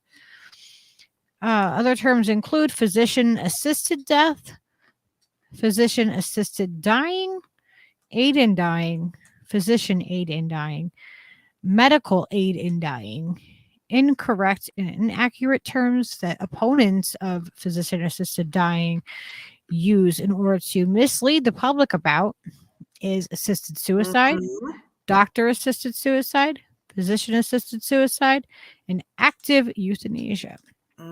So these are the misinformation right here. They're like, this is the disinformation. I like how they have it in bullet points like this, where it's like, these are the terms that are the positive terms, that this is actually what this is, and this is what it's not. They lay it out really nice for you. So a legal prescription for life-ending medications is only available in states with death with dignity laws. To qualify under death with dignity statutes, you must be an adult resident of the state in which the law is in effect, capable of making and communicating your own healthcare decisions, diagnosed with a terminal illness that will lead to death within 6 months, as confirmed by qualified healthcare providers, and capable of self-administering and ingesting medications without assistance. So this is different from Canada. Canada's is very different from ours. Ours, it has to be something that you're going to have a terminal illness that will lead to death within 6 months, and you have to be able to self-administer it. That is a big difference from Canada, because that is not what Canada covers. That's not how they have outlined it. That's why I think what they're trying to implement now is very loose compared to what we have. So, but it is good to pay attention, because usually countries will see what works for other, and then they will like say, oh, well, Canada did this, so we're going to do this now too. So it's just something to be aware of what they're doing in other countries. And how can I find a doctor in death with dignity state who prescribes life-ending medications? So they don't have a list of providers, and I can understand why they wouldn't. But it's got to be a pain for people that do want to find one.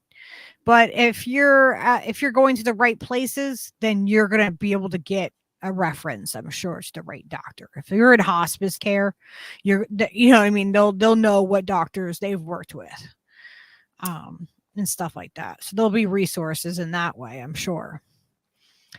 So there's no list of healthcare providers who participate in assisted dying laws. For both confidentiality and safety reasons, provider participation in the law is strictly voluntary. That's good. They shouldn't be forced. They should not be forced to do something that they don't want to do like that.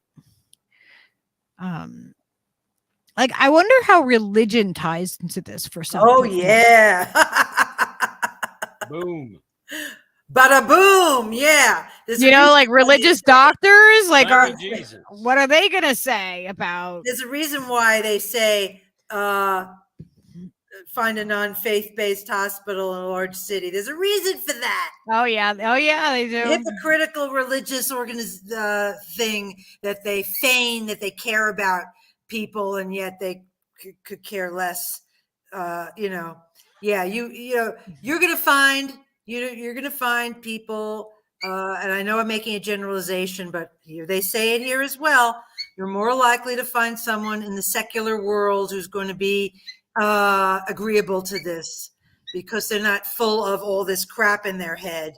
And actually, I know that I don't know about others, but if I have a choice of having a secular healthcare provider or a religious healthcare provider, I'm going to choose the secular healthcare provider. I trust that person more because they don't have that other stuff getting in the way of their functioning, their decision making, their scientific expertise. There's less clouding it up, at least there's that one less of that, at least, because that doesn't mean they're free from everything else, but at least you know that part. Yeah.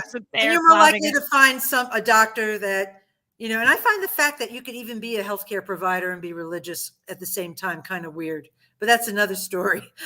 But yeah, you're not going to find, usually people that are religious are completely against this. Like we'll have to do a show on God's that. law, type of We have to bunny ear that. Let's do a show on religion and healthcare. Oh God.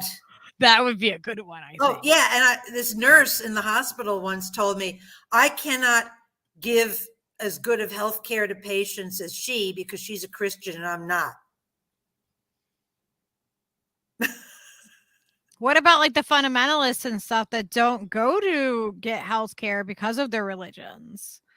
We gotta put a bookmark, like fucking bunny or whatever the hell we gotta do. We gotta put a pin in that. Interesting. They're trying to help us out here. So yeah, they guide you to say that, like, don't go to a faith-based hospital and go in a larger city, because that's where you're gonna find the doctors more willing to do these things and to participate in them. I mean. And then they also say, if you need to find one, you use your hospice doctor, oncologist, pulmonologist, neurologist, dermatologist, and psychiatrist. All of them within the death within the state. You can probably, like word of mouth is probably the best way to find, a doctor. Because I'm sure that they all talk and they know which ones are the death with dignity doctors. They're gonna be able to point you in that direction, especially if you have something that they know that you need a referral for that, and that's what you want. Ooh, my state is in there. Yay. Yes, New Mexico is the first state to authorize advanced nurse practice nurses, ARPN, and physician assistants, PAs, to participate in supporting patient decisions under a aid in dying law. That makes it easier. Wow. Yay. So that you can have a doctor and an ARPN or a PA, and they can both sign off to be, because you have to have two people. Is that what that's saying? You can have two nurse practitioners or two PAs. Wow. Yeah. Wow. Yeah. I mean, would you want that responsibility?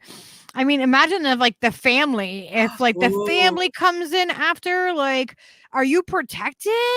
like against lawsuits. If you follow the law, it's the law. So if you sign off and do everything, That doesn't stop somebody from saying you somehow broke the law or bent the law, or that's true. But if you know, like that doesn't necessarily, I mean, unless you're one of those certain companies with a boop, you know, like you're not you're not as protected. I'm sure they have this legal stuff done real well. Yeah, we're going to look into that. I would like to find out, because I mean, like, how do they protect the doctors if, you know, They're doing what protected. they're There's supposed- laws for the protected. They have, yeah. And I guess they probably have insurance too to cover them, right? Do you guys have insurance? I'm not an advanced practice nurse, so I don't do that, but I do have malpractice insurance that regular RNs can take out. It's extra. I pay it by the year. It's like extra coverage. Mm-hmm. Kind of like, not malpractice, but it's. I have to have, if it's not required in Connecticut, but I'm a Reiki practitioner. So if I was like in an actual, like, you know, in a spa or in a place actually working as a Reiki practitioner or had my own space, I should carry an insurance to protect me, even though I'm not physically like altering anything on anybody, but because I'm doing healing and energy work, it's still the same thing where I can have that insurance to cover me in case somebody said that I, you know, misaligned their chakras. My chakra is, you messed with my chakra. It's true. It's true. I'm serious. I went to that broad. She pulled my chakra out. Oh my God. I can't even tell you. My chakra's all discombobulated. I got discombobulated chakras now. It sounds like a good name of a band. Discombobulated chakras. Oh my gosh, I know, right? You come for the music and I'll do Reiki in the room, you know. It's a whole thing. It's a whole music thing. It's a whole thing, man. It's a whole experience. Just go with it. So whatever I tell people, that sounds like a thing that already exists in Seattle and please, and always has probably. They're wearing plaid shirts. They're like, we got plaid and stripes. They're all wearing the same Pearl Jam shirt. Oh Christ! But yeah, if I was actually like practicing on a regular basis, doing Reiki as a Reiki practitioner, then I would carry that insurance to protect me, because people can sue you for anything. Insurance. Like I have a release form and everything. Wow. Like can keep me from liability. Yeah, because You're there's legit. Yeah, I have certificates. Yo, she turns a mean chakra. That's all I'm gonna say. Oh my God. Oh my God. But a lot of times, like, so when I was helping my friend when her husband was really sick, when hospice came in and everything, I was like, I do Reiki. So they knew what I was talking about. And I was able to do that during his end of life care. Yeah. And if you don't know what Reiki is, it's like Rei and then Ki. And it's a Japanese healing technique that you don't have to use your hands. Like it's hands off. I can do it without even touching anybody.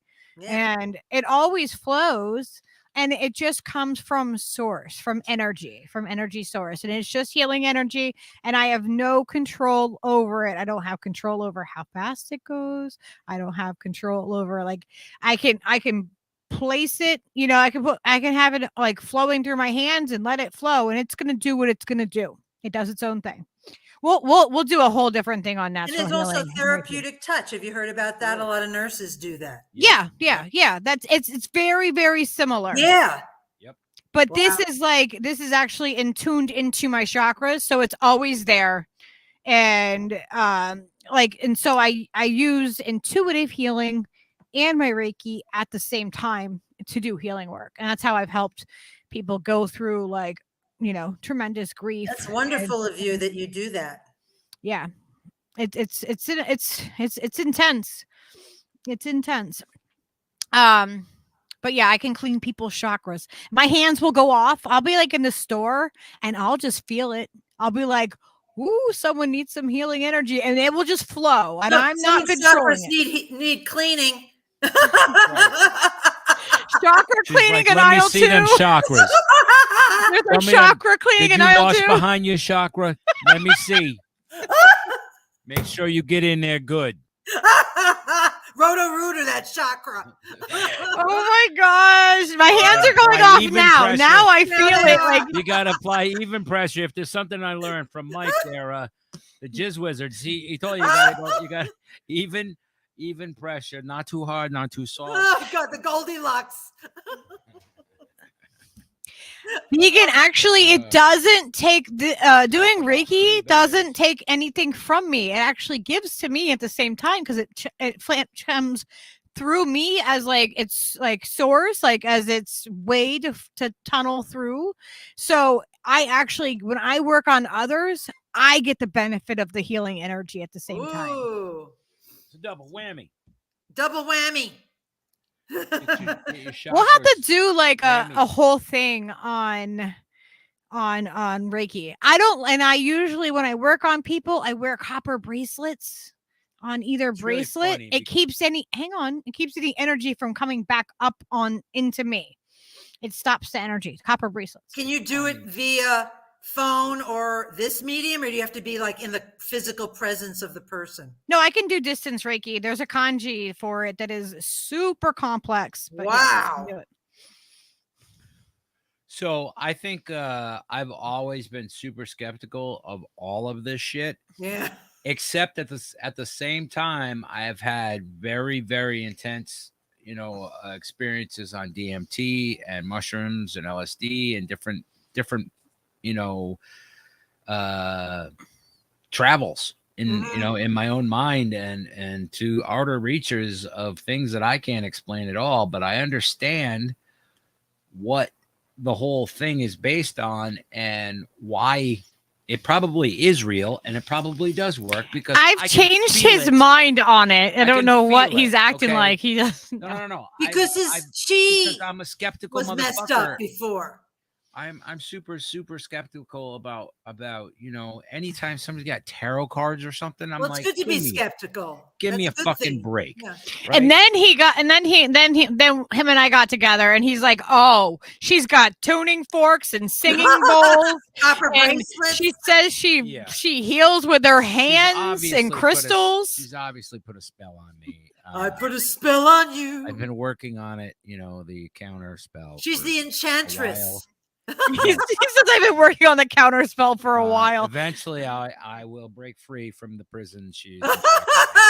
But for now, I am willing to suspend my disbelief enough to admit that like I've had pain in my hand, like my left hand will get sore from playing guitar if I'm aping on it too much, and it'll fucking arthritis is a bitch. So she'll do a fucking thing and like do the fucking put the whammy on the chakras or whatever. Whammy your chakra. Yeah. He doesn't even know what I've done. Yeah. She does the thing and it feels better. And you put some arnica on there, and then by the morning And you're it's good like- to go.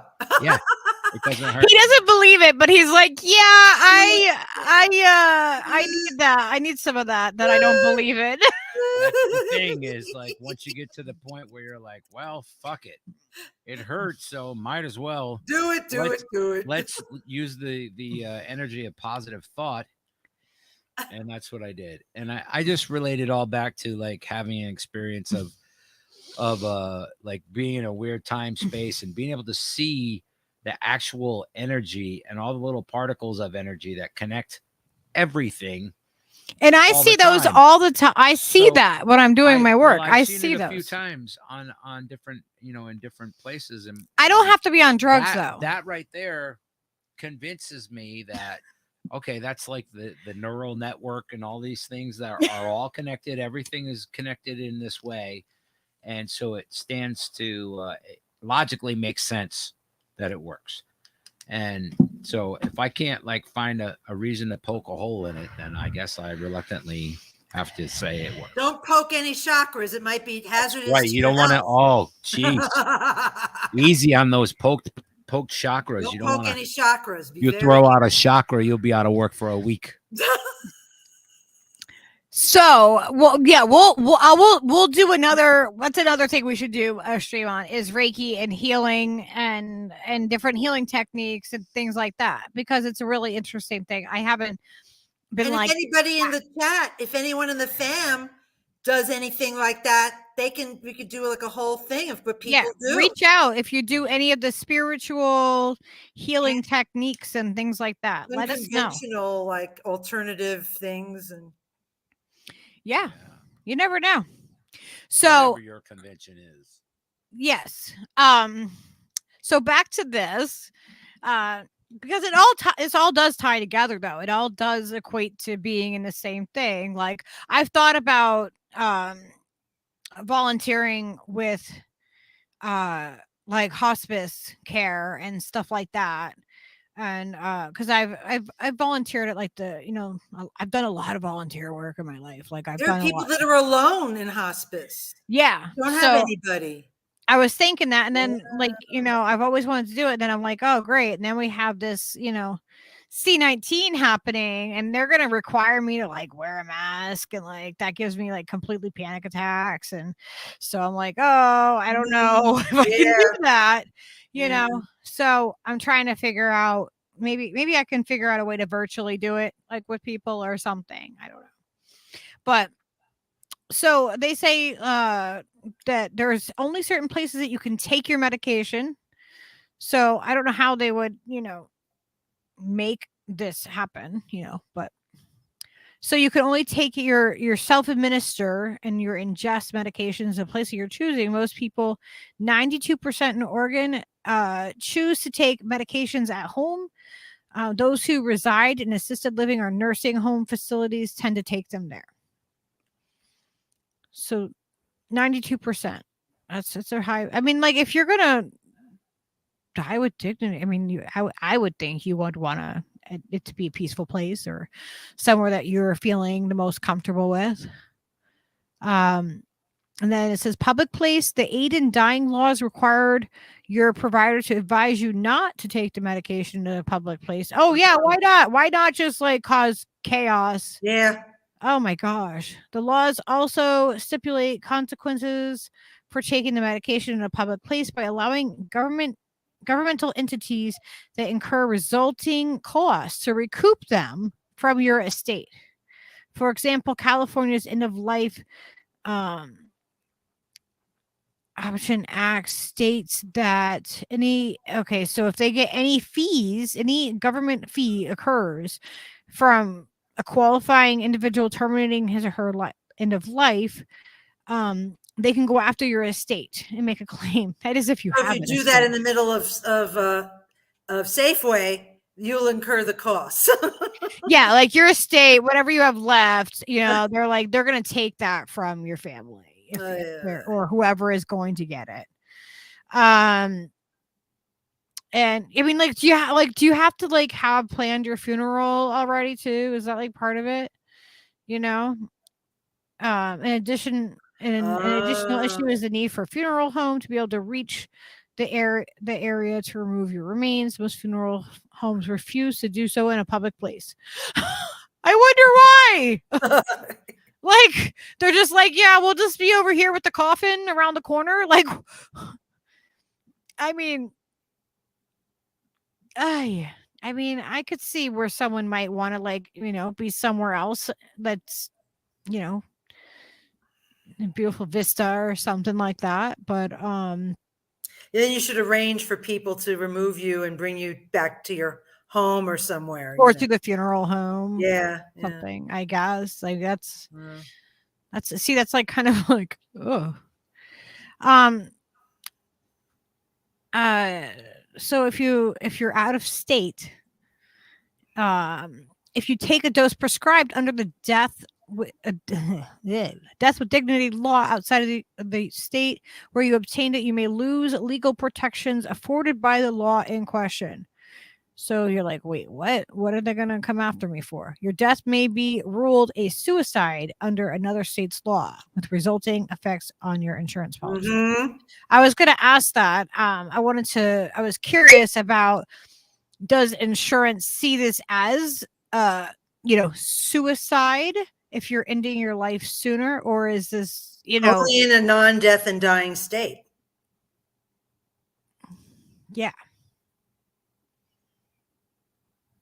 So I guess if you're within that 6-month period, then they would consider it just a death, you know, just, yeah.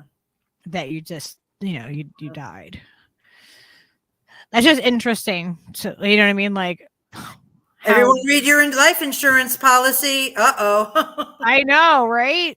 What if it says you can't have that, even if you are in that state, you know, like, I wonder if it does. And your policy might not even recognize any of this, and then you might forfeit it.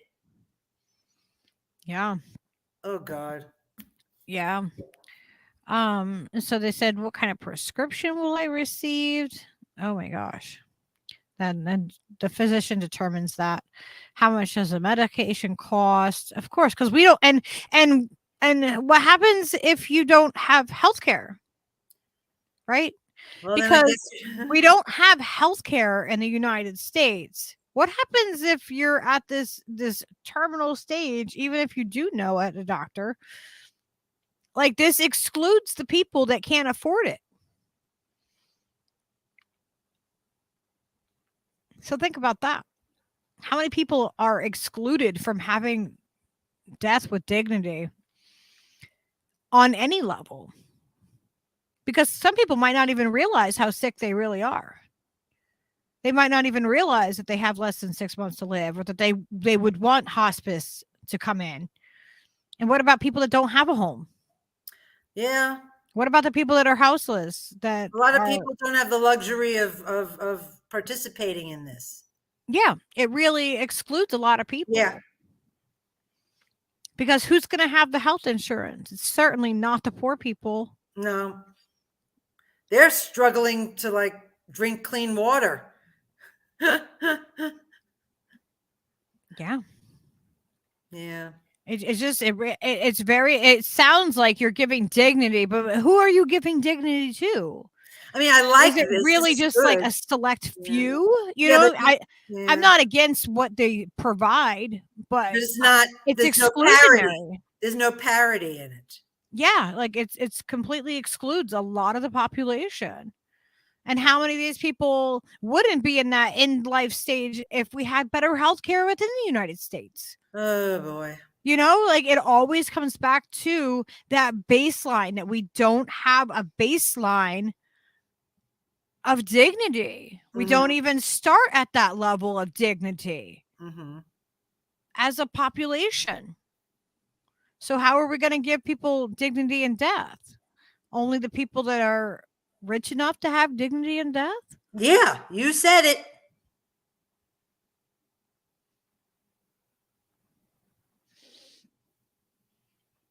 I mean, so then they're like, well, what happens to any unused medications? You would think that, like, this seems to be highly, like, you know, give it to me. regulated. Like, that's a death substance. That is the Kool-Aid, you know, like, especially some of them are just a liquid drink. You know, if that gets anything in the wrong hands, I don't know what the drink tastes like, or what it, you know what I mean? But you know, like, no one described it. Like, hey, what does that taste like? Would a kid drink that and not know? You know, like, is it safe? You know,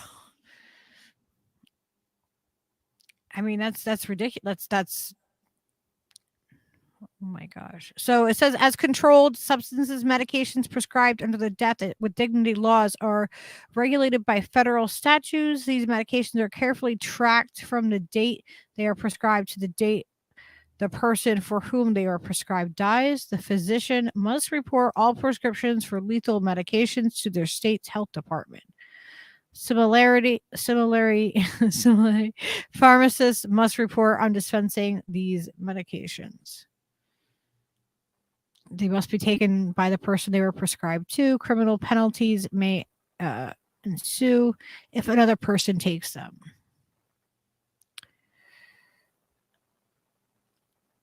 It says one in 3 people who obtain the medications under the aid in dying laws choose not to take them.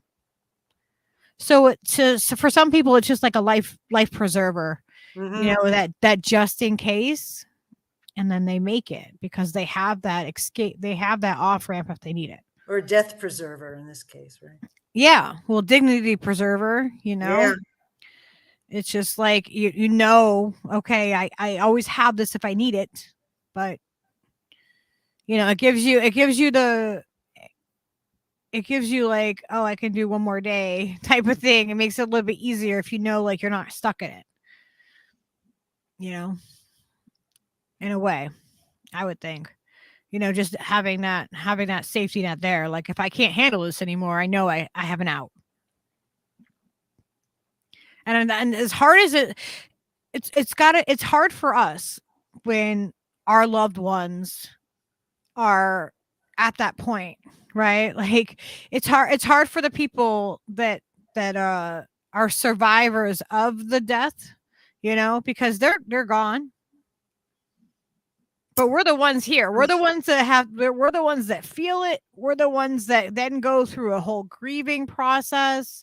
We're the ones that can be really selfish and want to keep people here that maybe, you know, it would be better if we gave them some dignity. You know, like there are, you know, there's a lot of, you know, human emotions that go along with it.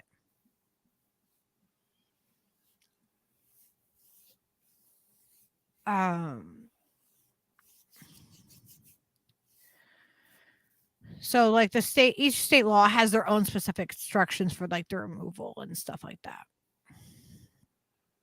And it says 9 out of 10 patients who use the death by dignity laws are enrolled in hospice care at the time of death. And it's a responsibility of hospice to take anything else out. All right. Well, that's good to know.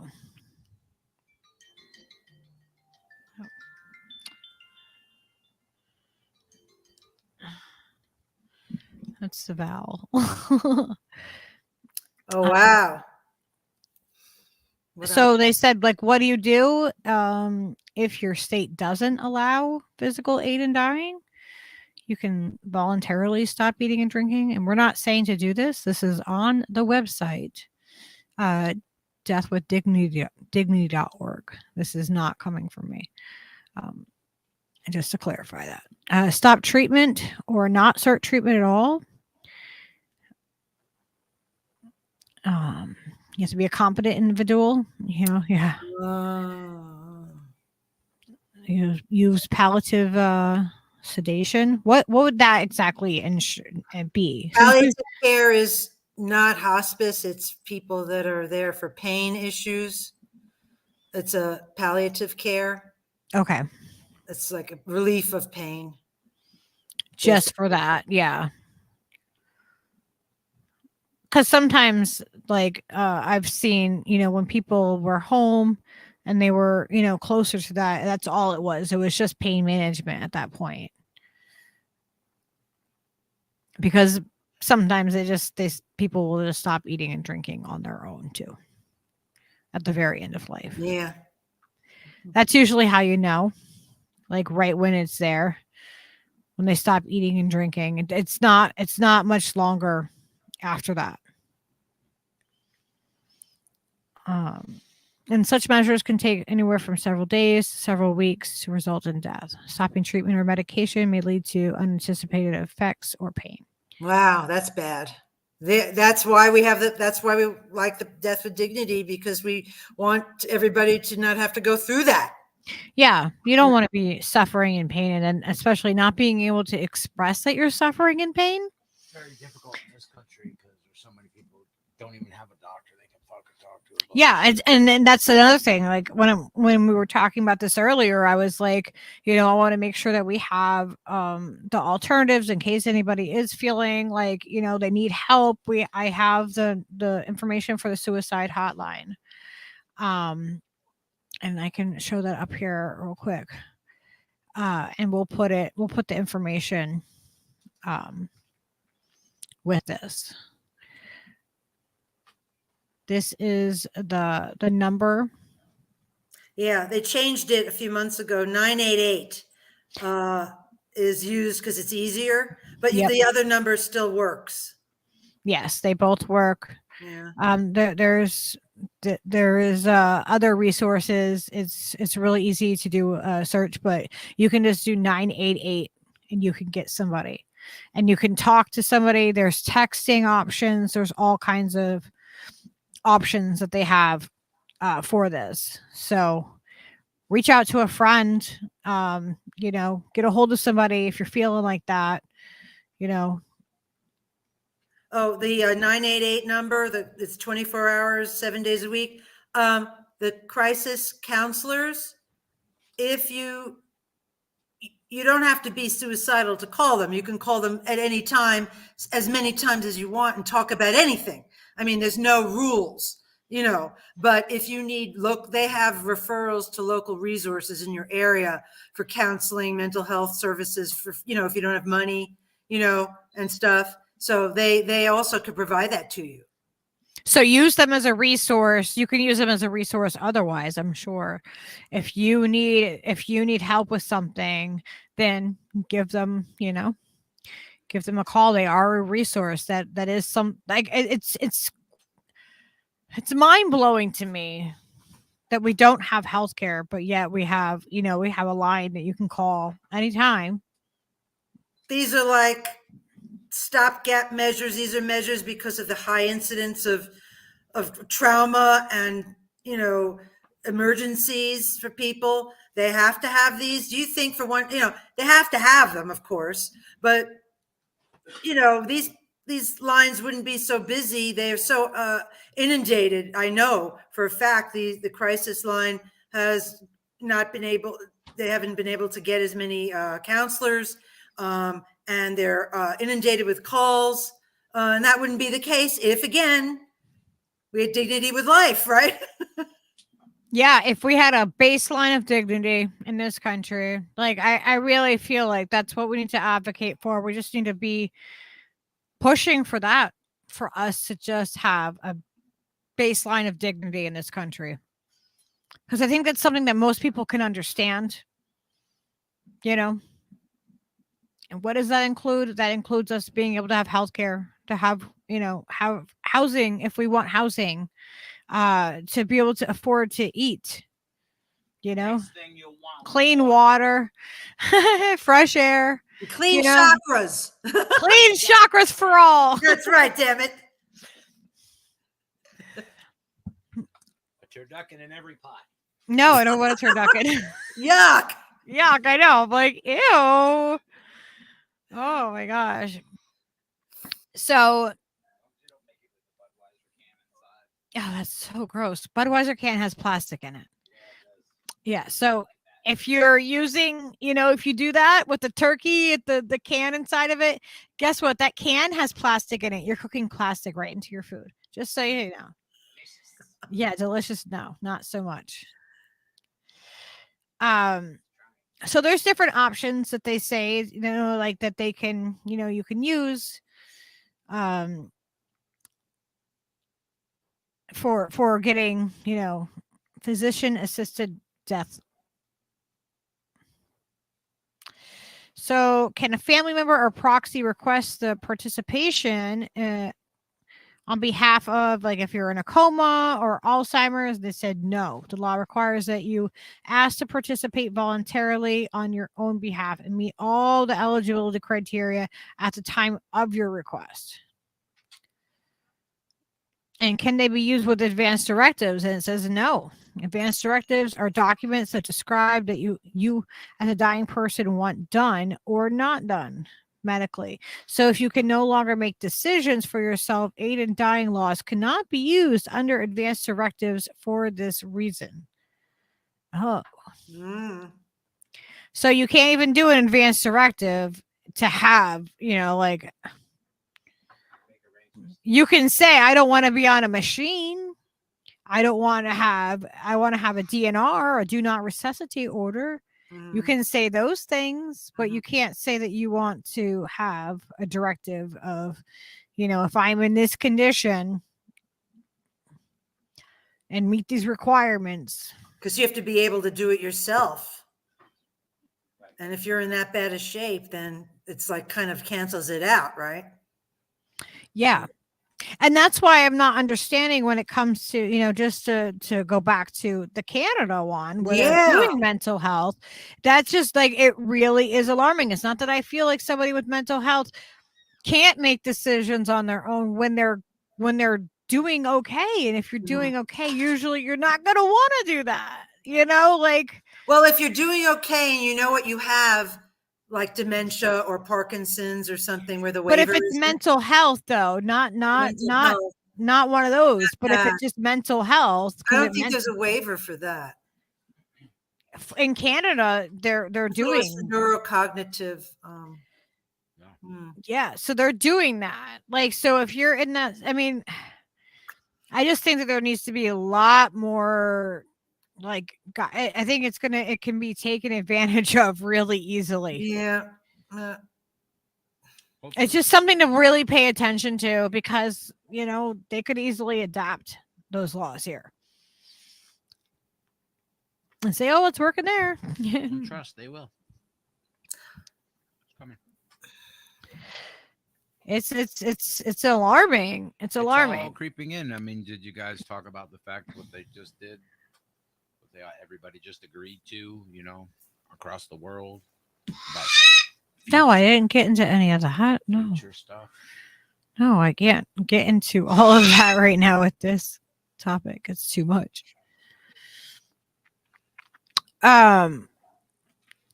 So I found out too about this other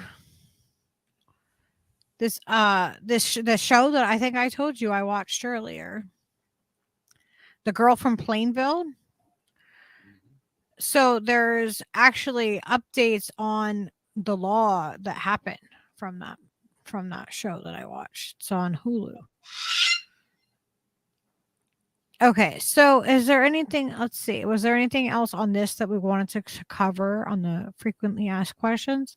It says when, you know, the residence required under the death with dignity laws, is residency required? Yes.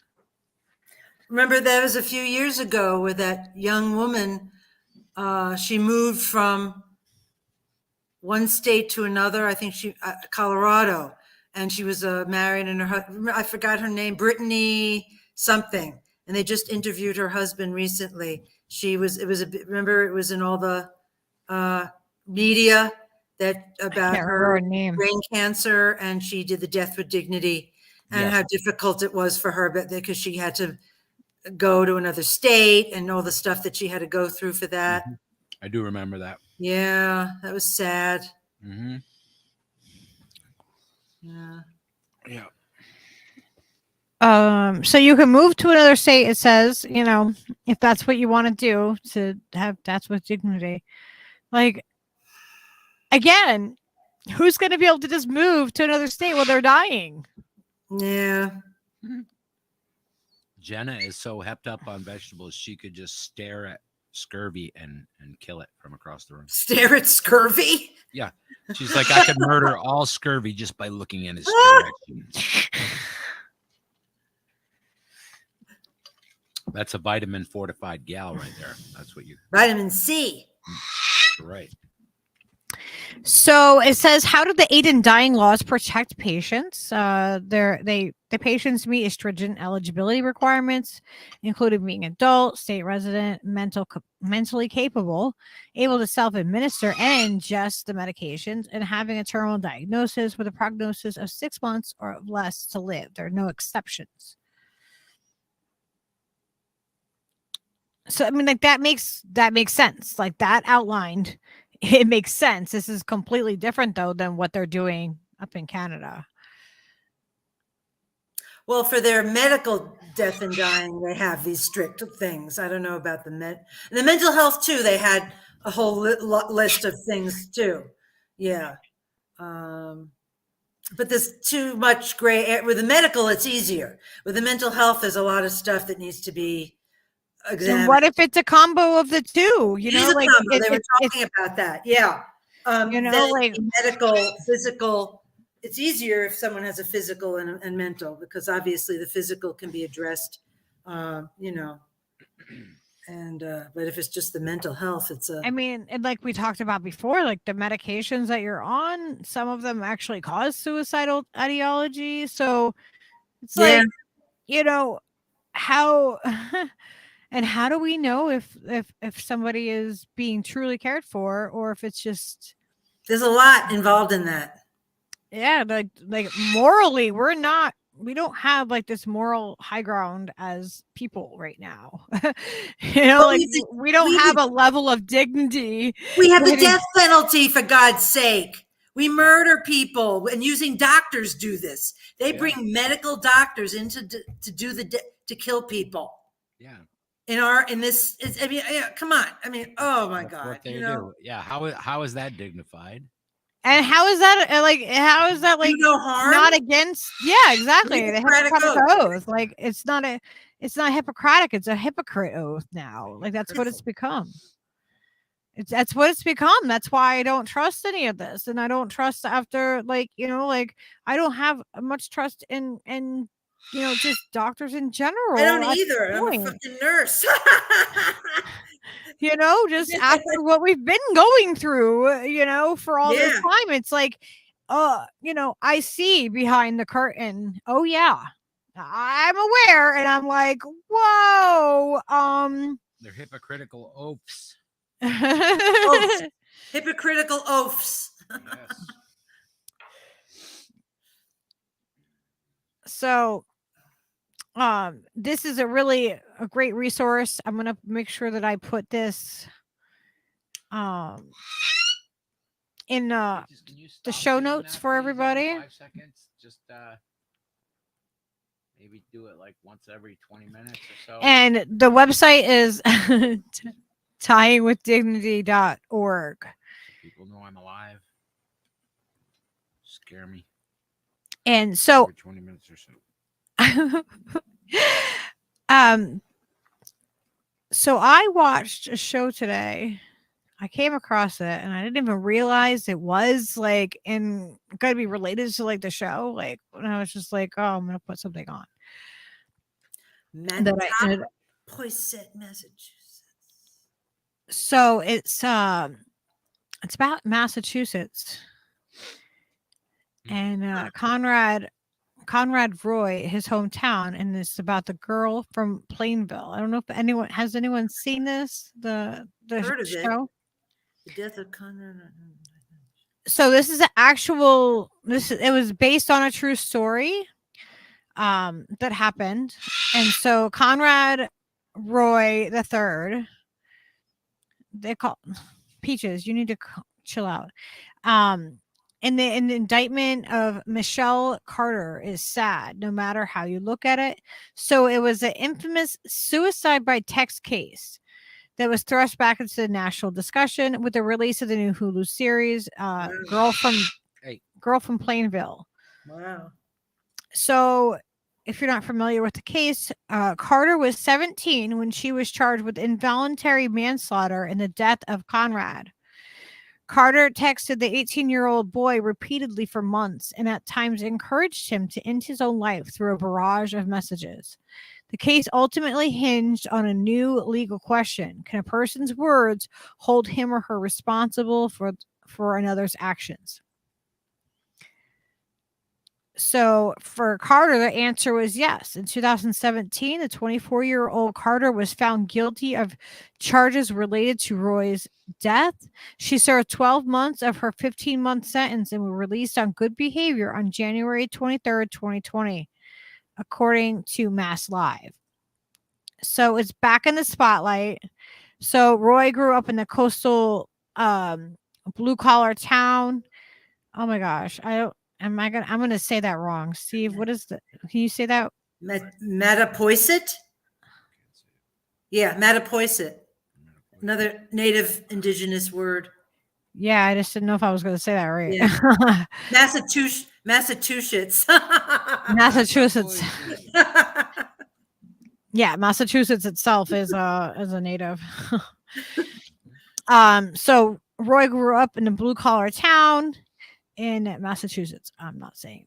About 49 miles from Carter, who lived in a wealthy and mostly white town of Plainville. I don't know why it has to be like the mostly white. Like, what does that mean? Are they trying to say rich? You know, like, because they Was say the wealthy guy- and then they say white. Like, Was he black, the guy that died?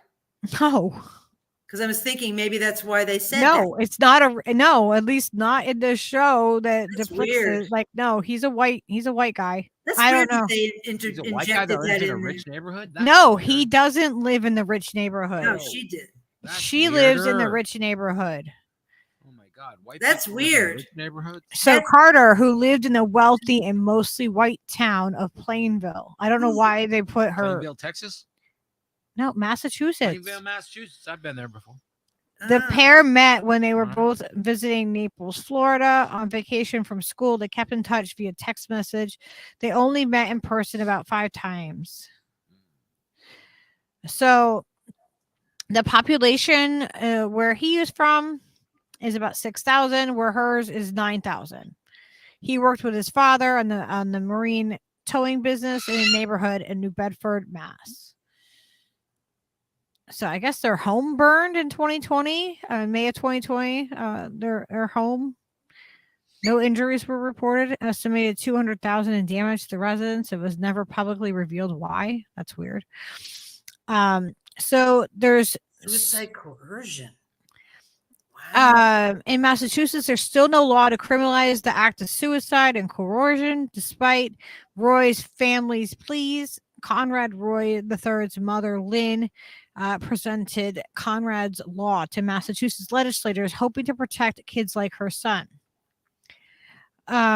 With this tragedy, my son would want me to help other people, other families. She told people, if we get the law passed, when we do, that's going to be a win for me, for him. I just want my son to be proud of me.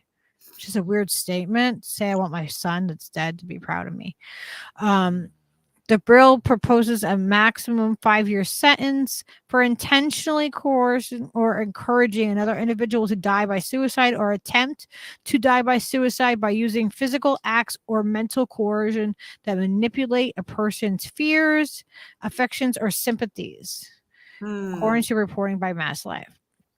5 years after Michelle Carter's sentencing, the bill has not been signed into law. So this is interesting. So yeah, Oh. this is the on screen is like the, I don't want to play the Hulu trailer because we'll probably get a copyright for it. And then that doesn't like necessarily like matter too much, but like it doesn't affect anything really. But so it's she pushed him. She met a boy that was, had suicidal ideology.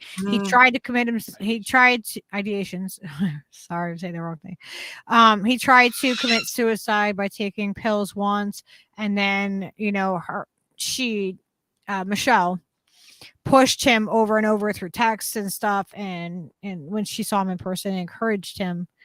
And when he was committing suicide, like he stopped. He finally did do it, and it was with a water pump like running inside of his truck on the side of a Kmart in Massachusetts. And when he got out, like halfway, like through that, like he started, like he's like, oh my gosh, it's working. He got out and he called her, and she said, "Get back in the truck." She instructed him to get back in the truck. And wow. Yeah, like she like really pushed for him to commit suicide. And it's like, of course he has his own free will, but at the same time, this is a very slippery slope here. And yeah, my first reaction is that bitch, she had 100%, liable for doing this to this poor guy who is vulnerable. That was my first reaction. And then you go, wait a minute. If we, these are words, yes, and the words are powerful. He was vulnerable and she had power over him, but then where was his ability was he able to make decisions? And he went along. Well, she knew he had mental health issues and Yeah. that he was on Yeah, medication. I guess you could take advantage of someone that way and do that. Yeah, you're right. But then again, then what's the? You shouldn't do that to somebody, though. No. Like you shouldn't. Freedom of speech. You know, you can't blame someone their words. ACLU is going to say, hey, like the Nazis were able to march through Skokie, right? Yeah. So like that's why I wanted to examine this with you, because I'm like, Wow. Yeah. It is a really, it's a real fine line here. But I mean, if you are purposefully manipulating somebody that has done this in the past, and you're pushing them like dozens of times to do it. You know what I mean? Like, at what point do you have some liability in that? And they're going to say 3 texts and you're guilty, 7 texts, you're guilty. I mean, I'm saying what she did was wrong. Yes. But then if you really want to examine it and like the legal things and I mean, it's not that easy. That sets the precedent though, right? She got busted for it. She did go, she got, what was it? I think it was 12 months out of the for good behavior. And the law did not pass or did not whatever. And she was 17 when she did it. Yeah. So she got charges. She got 12 months of her 15-month sentence, and she waived having, at least in the show. I don't know, like, if this is, I know it's based on, you know what I mean, but they exaggerate things. But she didn't have a jury. There was just the judge that decided her case. So I want to look more into this case, because I'm like, this is. Well, it started out that way, but then they canceled it and they made it just a judge. What was her motivation for doing this? Just being a terrible human being? I don't know. Like in the movie, they don't really get in the series on Hulu. They don't really like get into why, because they kind of have a psychologist come on and testify and say that these are all the reasons why, but then they completely debunk the psychologist. It turns out that the girl got picked on at school, so she was just angry because somebody said her blouse was ugly, and then she's like, well, you have to die now. That's not true. Jesus. That's not true at all. Don't. That's misinformation. That's misinformation. Don't listen to what. Strike that from the record of what Steve just said. I rest my case, Your Honor. I object. But I just thought this was a really interesting. When I saw this, I was like, wow, that brings a whole nother perspective of the manipulation of what could happen too if this kind of thing, not saying it has, but people could manipulate people that are vulnerable, in that position, into doing that, thinking that they're gonna commit suicide for the greater good. Like, it's a fine line that we're walking here with everything. It's Russian propaganda, obviously. It is. It's Putin's fault. It all is. Everything we're talking about is his fault. That's right. I believe Jenna Colby told me it was Russian propaganda, so I believe her. Just okay, I believe her too. I just don't question anything. Hi, bad cookies. You're trying to convince me once that a bear was like safe to pet, and I believe most things she tells me. All right. So I thought that was really interesting. And then there's one other thing that I wanted to show you, because no, I didn't want to. Everything is apples. That's true. Everything is apples. Yes. So this is a YouTube video we're gonna play, because I think this is another part of it. And my question is who cleans it up? Okay, I want to know what happens. Part of Russia is being played by apples. Apples soaked in vodka. Apples soaked in All right, so this one has a warning on it. So I'm going to show the warning before I start it, because it's a YouTube warning. And they tell you right down here at the bottom at 988 is the Suicide and Crisis Lifeline. And it's free, confidential, and available 24 hours. And they give you a chat and a number. So, like, you could even on YouTube, you can get the connections. That might show up on the bottom of our show. That's cool. So, I have to say that I wish to proceed to this. So, you know, this is a trigger warning. We are talking about heavy topics tonight.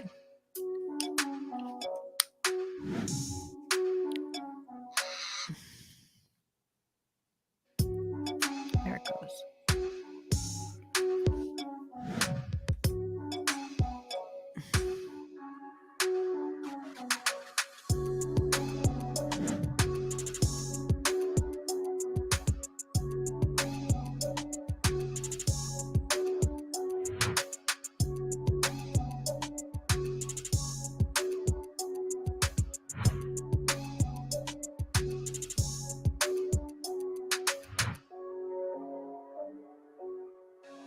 Wow.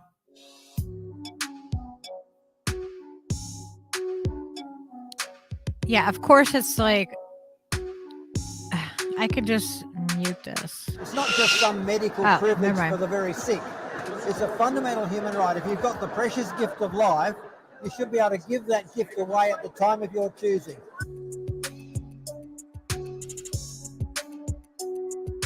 Wow.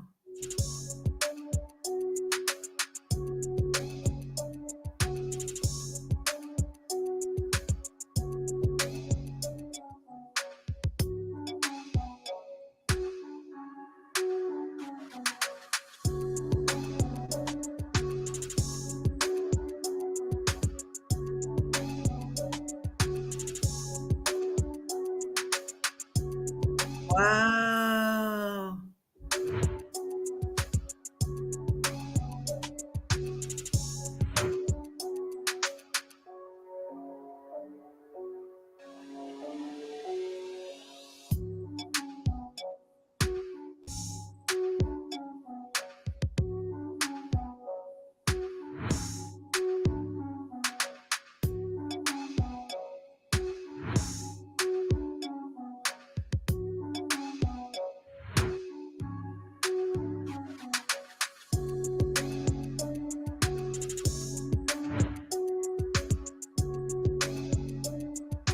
Oh, God.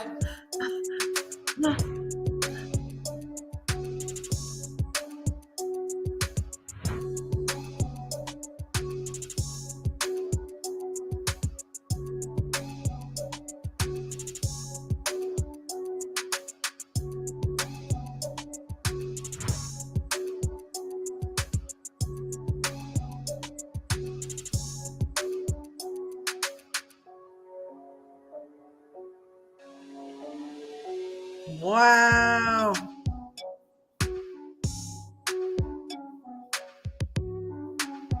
Wow.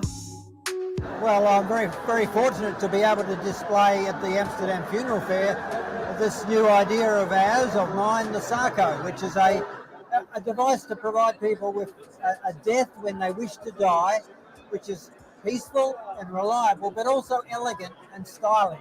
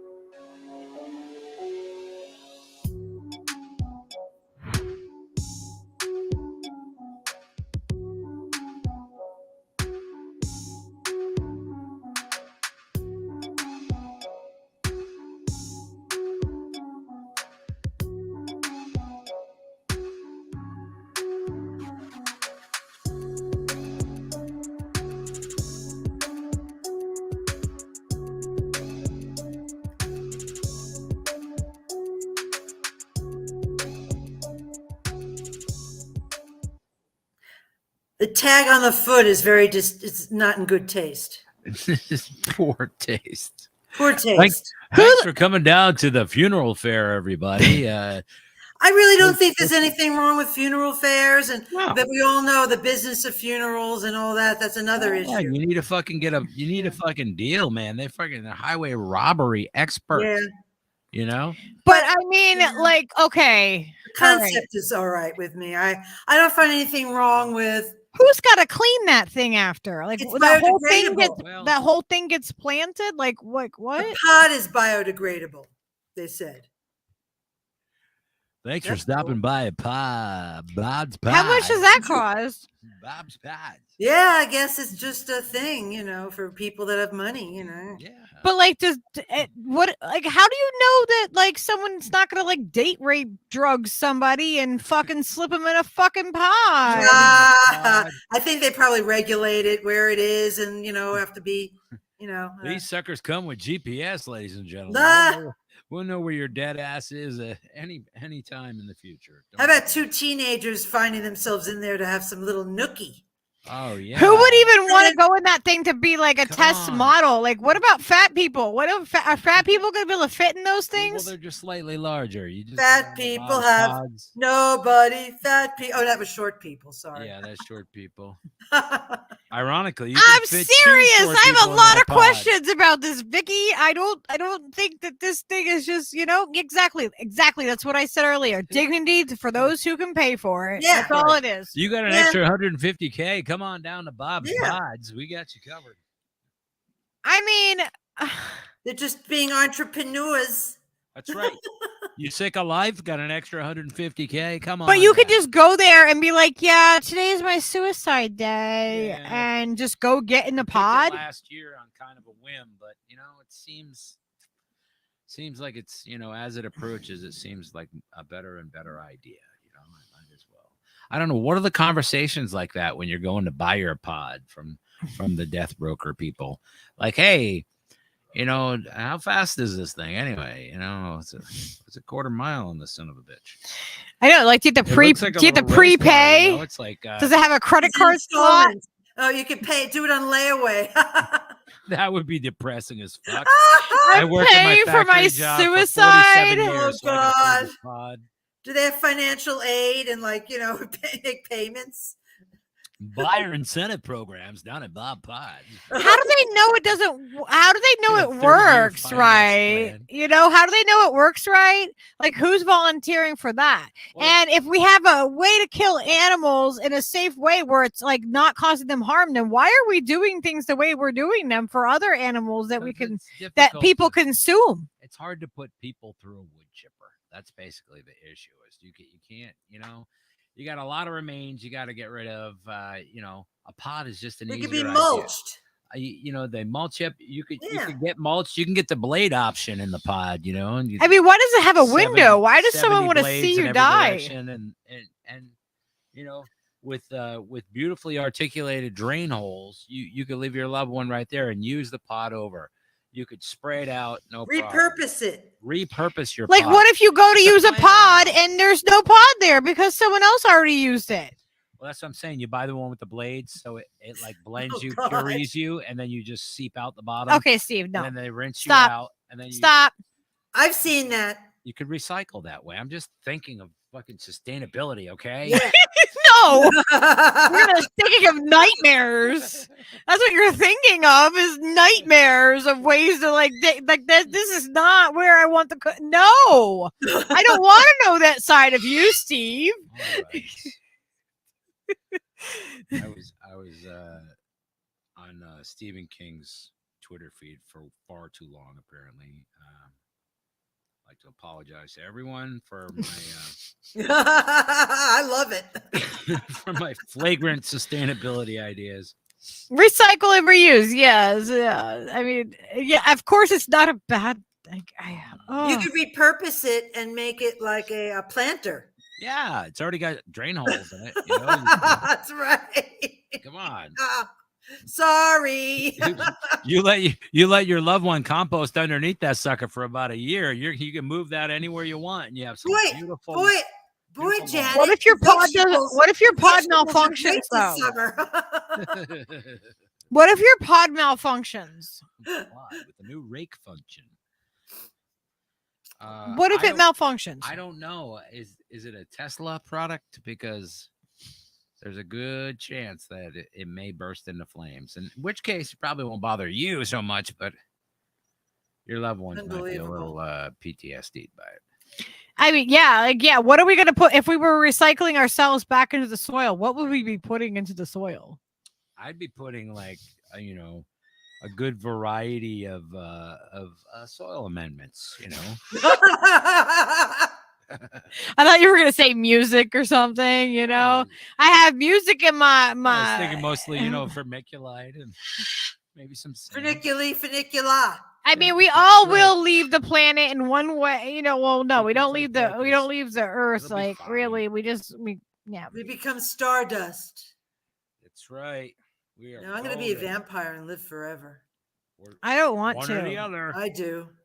They say you only live once, but I live once forever.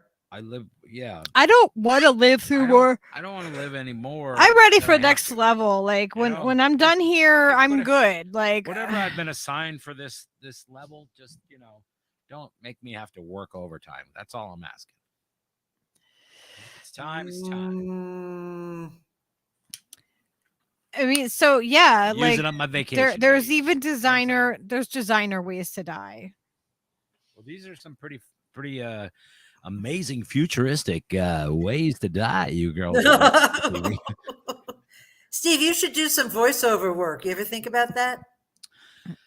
He should. I have been doing weird voices my entire life, and yes, you should hear him in the kitchen here. All of a sudden, he'll just start doing weird voiceover things like that. Yeah, and he's just sitting here normal, and then all of a sudden there's a commercial popping out. He doesn't even warn me. He doesn't warn me that he's recording to do a thing. Like he just starts doing these weird voiceovers, and I'm like, "What are you? What are you saying over there?"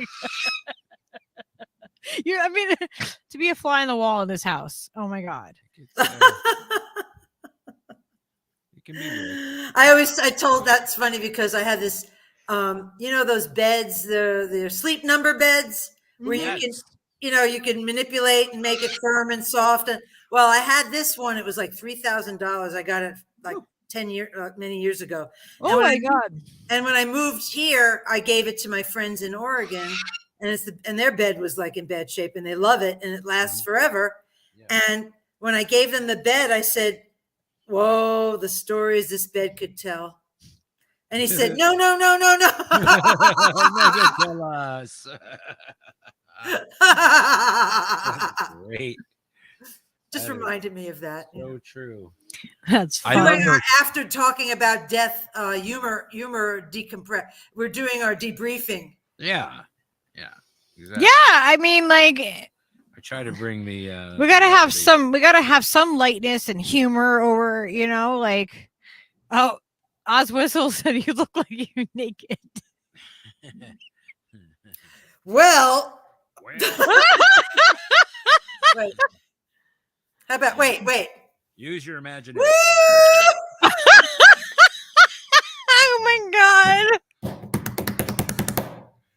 All right, that'll be the pause marker. On the YouTube. There we go. Do you want to make a clip out of this? I know, right? Fantastic. No, this is it. Yeah. Take it easy now. That's so great. Peaches is a little, I don't know. Oh, you got freaking Oz and Vicky cracking up.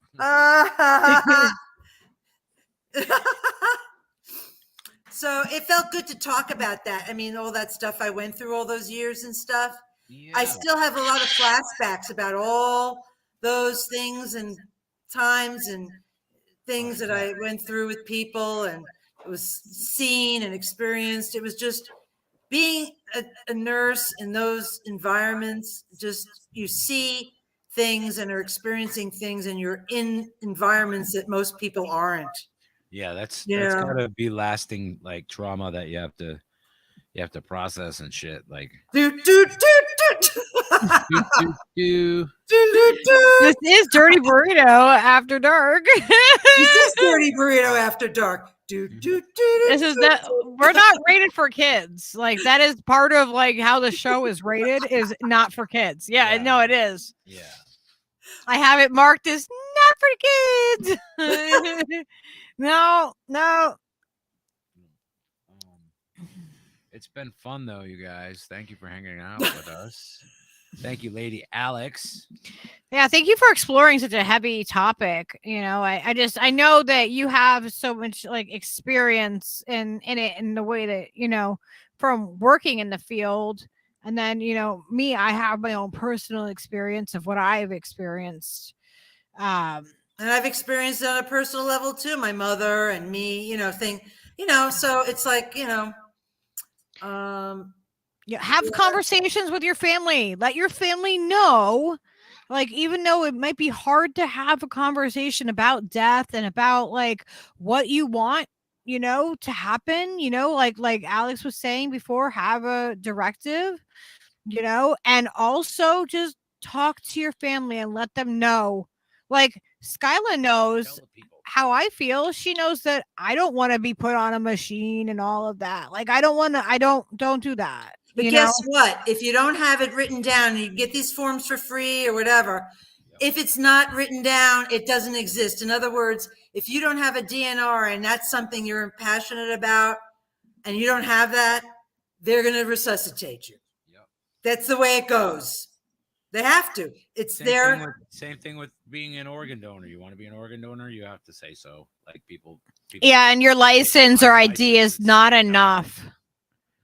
So you have to have, I know even if you're young, you know, it's a good idea to have anyway, but especially if you have older people in your family or you're older, put it up on your fridge if someone's not doing too well and, you know, they've been in and out of the hospital and you need to have that DNR, have it at the ready because you want to have your wishes, respected. It's very important. And a lot of bad things can happen from that. Like my mother, she had her DNR hidden somewhere and they came and they did everything to try to revive her and they broke her ribs. They bruised her. They hurt her. You know, they did all this stuff for nothing and it could have been avoided. Yeah. Right. You know, she died the next 2 days later, but she didn't have to be in that much discomfort. Yeah, because they're breaking, they're breaking your ribs. You know, you're doing CPR on somebody. That hurts. That is not. And I felt so bad about it. I said to her husband, who was a dimwit, you know, I kept saying, keep it on the fridge, keep it available. And when the paramedics came, they couldn't, I don't know where it is. I don't know, you know, and then look what happened. So that's important. You know, you don't want that to happen to your loved ones and, you know, yourself and stuff. Yeah. And if you're feeling like, you know, you're in a bad place, reach out to somebody, call the numbers that we showed. 988. You know what? They have wonderful counselors there. 988, 24/7. You can call them as many times as you need to. I've spoken to them many times. No, not just from, I've spoken to them. I've had to connect people.